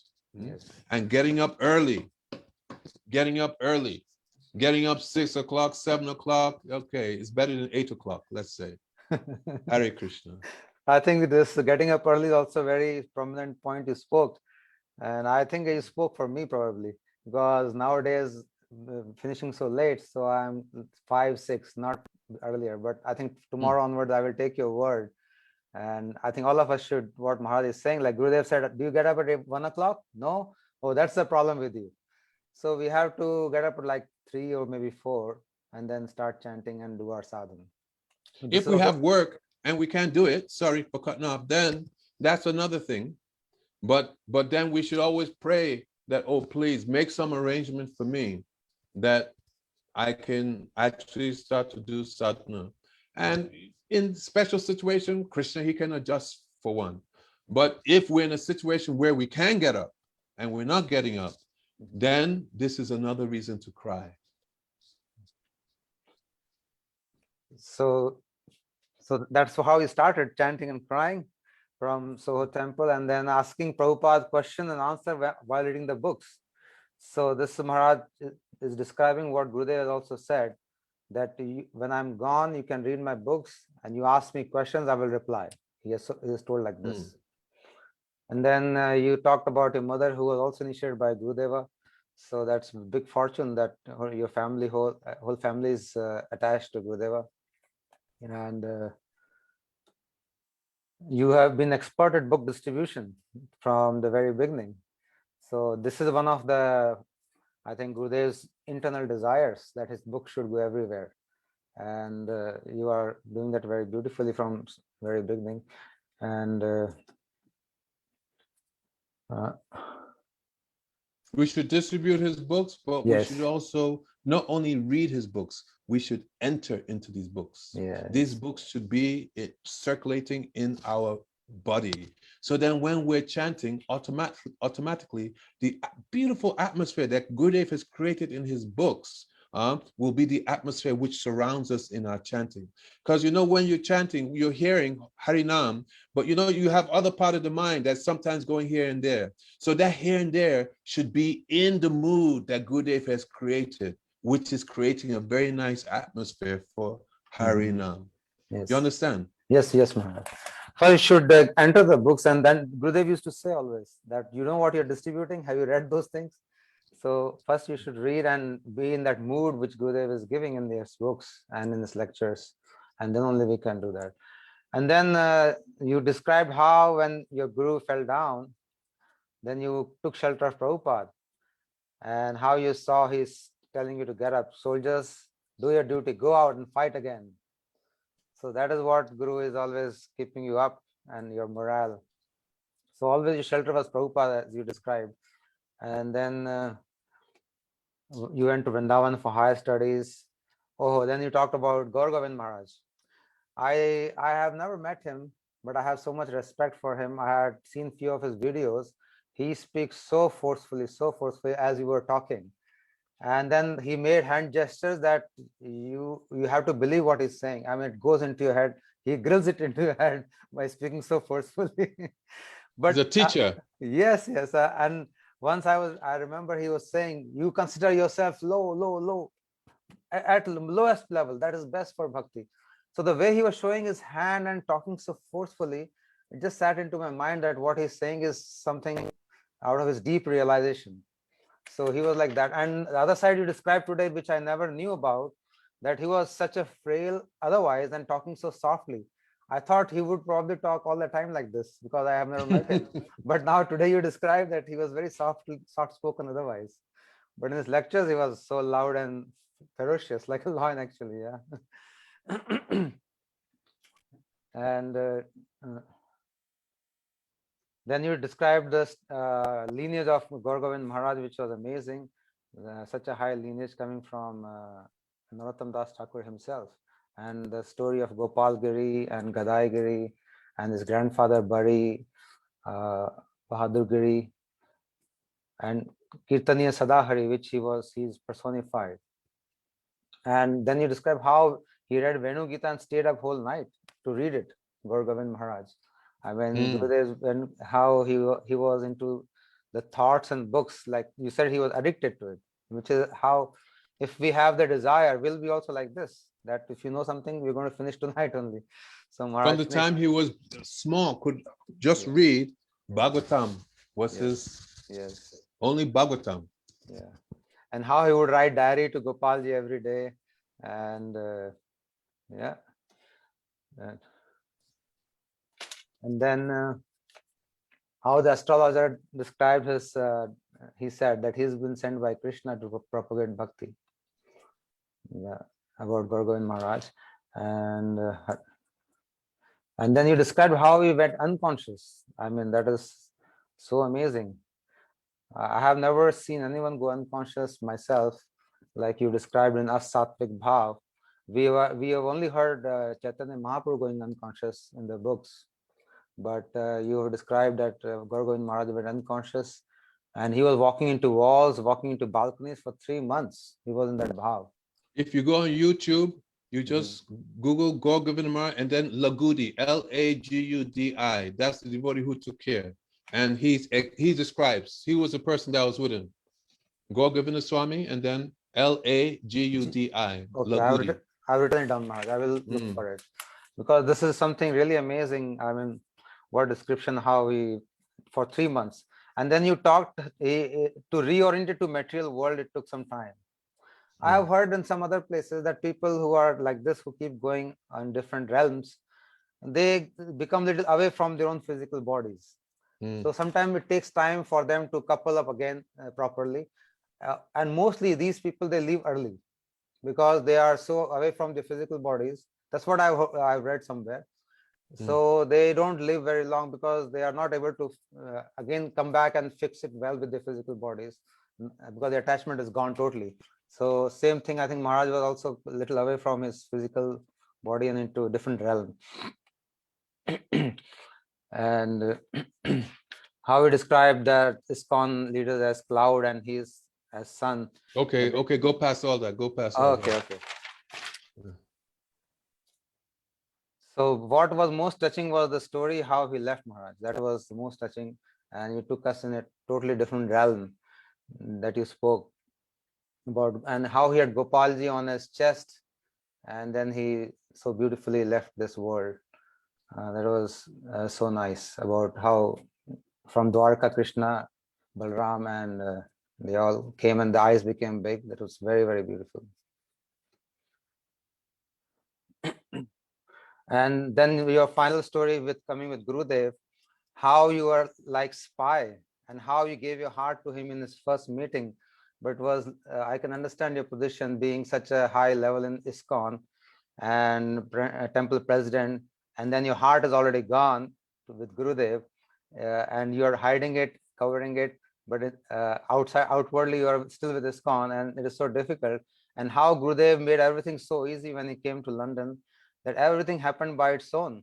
I mean, the other person went and gave an invitation to Gurudev, the GBC told you to go. So Gurudev worked everything out for you. If you have a desire, and if you're giving your heart to Gurudev, rest of the work is his. Actually, I've seen most of the time. Yeah. A lot of people who have come and spoken here, you just need to have a desire to be surrendering to Gurudev. Even now, people who have not even met, if they surrender to Gurudev, he will arrange everything for you. And if you want to do any seva, he will arrange for it also.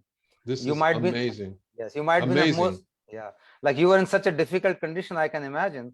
Like you're stuck from all sides, being in such a high position and then not able to go, but wanting to go. Rest everybody, your junior brahmacharis are going, but you are the one who is feeling most for Gurudev and you're not able to go. So it is giving you sort of viraha bhav also. Like, why I'm not able to go, and then eventually, finally, after that viraha comes to a level, Gurudev just opens the door for you and you just go and hug him and meet him so nicely. So very, very beautiful, Maharaji. Very nice. so many things to say, but I'll skip most of them. And Maharaj, then lastly you described Gurudev as that we should drink the nectar. He's forcing us. Gurudev is always giving the nectar by force, even if we don't want, but he still gives us. He promised to us that once you have come to me as a disciple, it's my responsibility to take you there. Even if you're not willing, even if you go to Narak, I will go to Narak and pull you out from there. Maharaja said that. I will go to Narak and pull you by your shikha. So he put it into parikramas and austerities. Even his last words from after the parikrama in Govardhan, he said that you should always do parikrama. And come to Navadip Dham, I'll be there. That's what he said from the door. Yeah. And he's still there in Navadip all the time in his samadhi. He's there. So and finally you said that everybody, all Vaishnavas, people who are actually Vaishnavas, they love Gurudev, whichever camp they are, which we are seeing now that all, even people from ISKCON are speaking up for Gurudeva so much. So now we can see that how he was universal, regardless of any institution or anything. Anybody who could love him and he could love anybody. He had, most of the disciples were initiated by other acharyas, but Gurudev gave them such a high place and a lot of respect. And to you also, Maharaj, I've seen myself with my own eyes. He used to respect you so much. In parikramas, he will always give you mic to lead the kirtan. I have seen that with my own eyes in Nandagaon and so many places. So he always gave so much respect, especially to people who have been initiated by other acharyas and who are at a certain level already. Like we were so new that time, and we hardly knew anything. But you had already come at a certain level, so he would respect so much all this time. And finally, you said we should follow and follow and follow. We should get up early. Most important thing we learned today: get up early, do Harinam while crying. So if you can do these two things from tomorrow, our sadhana will increase tremendously, I think. If we can get up early, start chanting and start crying, start missing Gurudev, start missing Krishna. And we also said one more thing: if you cannot do that bhav, palyadasi bhav, then at least have that bhav that I want to follow my Gurudev. So we are not, I think I am not qualified to have that palyadasi bhav. I do not know anything about it. I have no experience, nothing.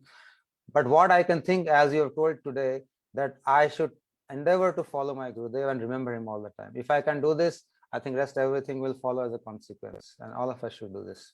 Thank you, Maharaj, so much. Thank Yes, you. you want to say Srila something? Govinda Maharaj used to always quote verse from Shikshastakam. Ayinanda tanuja kinkaram patitam mam vishame babambudo kripa tava padapampuja sita duli sarasam. That, O son of Maharaj Nanda, that I am your eternal servant, but due to my sinful activities, I've fallen into this ocean of material existence, and I am suffering. So when we're chanting Harinam, Srila Govinda said that with this mood, that, oh, I'm suffering, falling in this ocean of material existence, and I'm being bitten by these crocodiles of lust, anger, greed, envy, madness, illusion. So please, oh Krishna, oh Gurudev, please pick me up and give me shelter. So in this mood, we can chant, crying, please pick me up, please pick me up. And if somehow, by Gurudev's mercy, we've come to that point that we can absorb ourselves in service, or the aspiration of service to Radha and Krishna, then even more, we can yakin karishu bahusha kaluka kuvani nityam parasya purusasya skandamule tasya kada rasanide vishabhanujaya tatkeli kunja. That, oh, yakin karishu bahusha, that praying to one of the maidservants of Shrimati Radharani, that please, that Krishna, that eternal Lord with a very beautiful peacock feather, and Shrimati Radharani, the daughter of the king of Raj, that please allow me to at least be one stick in the broom that is sweeping the kunj. Means like be just some insignificant place, but let me also be a dasi serving Radha and Krishna. If we're fortunate that, oh, this kind of mood is coming naturally, then we can also pray. But whatever level, cry, hanker. And this hankering will create a burning in the heart that will burn up those things which are obstacles, so that we can achieve our goal. And sadhana means we have to do every day, unfailing. Maybe some emergency where we have to do something else, but we should keep it like breathing, like eating. Then our sadhana should be like that. Thank you, Maharaj. I think you're actually given the key to whole bhajan, actually. If we can do what you have told just now, our bhajan will start with great force, I think. And you have told different levels also so beautifully. That first level we can cry like Ainand Tanuj Kinkaram Patitam Mam Vishnu Bhavam Bodho Kripya Tapat Pankaj. So we can, like you said, we are fallen. And then next level also you described by the grace of Guru, if we can get the bhav naturally, Not that artificially we have to impose, but naturally as we can get, then that's the next level. So thank you, Even Maharaj. second shloka, Shikshasakam, second shloka, that, Nannama Kari Bahudani Jasava Shaktis, Tatrapita Niyamita Smarne Nakala, Etadrishita Bakripa Bhagavam Mapitu Dive and Midishava.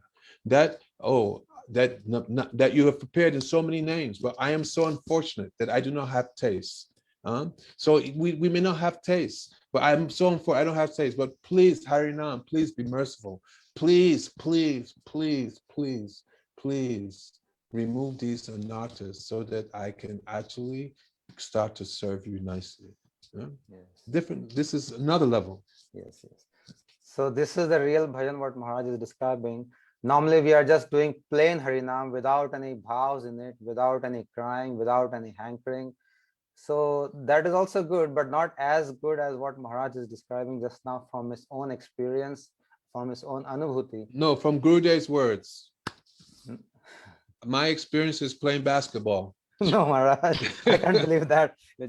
You have a lot Trust of me. You have a lot. You have told me way back in I have one 90s. quality. One You don't quality remember. I tell the truth. You have told me 97. The realization that here there are people who have reached that level. You have seen that level. You have forgotten, but I remember it was so well that you have spoken. So we must follow how acharyas are doing, how senior Vaishnavas are doing, and Guru Maharaj has given us a hint. We should take it and we should follow what he's doing. Harinam with hankering, with crying, with passion, with wanting things, remembering those shloks, second shlok what Maharaj has told, and then fifth shlok. So this way we can improve our bhajan and we can really achieve what we want. We'll start having some feeling and we can get. Thank you, Maharaj, so much for being with us. It's a little late. And I thank all the listeners also and those who are going to listen later. Thank you so much for being with us. Tomorrow again, we'll be there at 8 o'clock, same place, same time. And we'll have Bhakti Vedanta, Pujyapat Bhakti Vedanta Sadhu Maharaj with us. He'll be there tomorrow. So don't miss it. It will be a very interesting session once again. Yeah. And Dandavat Pranam Maharaji, Shri Gurudev Maharaj ki jai. Patitanam Pavanebhyo Vaishnavebhyo Namo. Thank you. Thank you. Pujyapat Please forgive any offenses. Pujyapat Bhakti Vedanta Ashram Maharaj ki jai. Anant Koti Vaishnav Vrand ki jai. Gaur Bhakta Jai. Harinam Jai. Sankirtan ki jai. Jai. Gaur Premanande Hari Bo. Dandavat Maharaj. Jai Dandavat. Okay.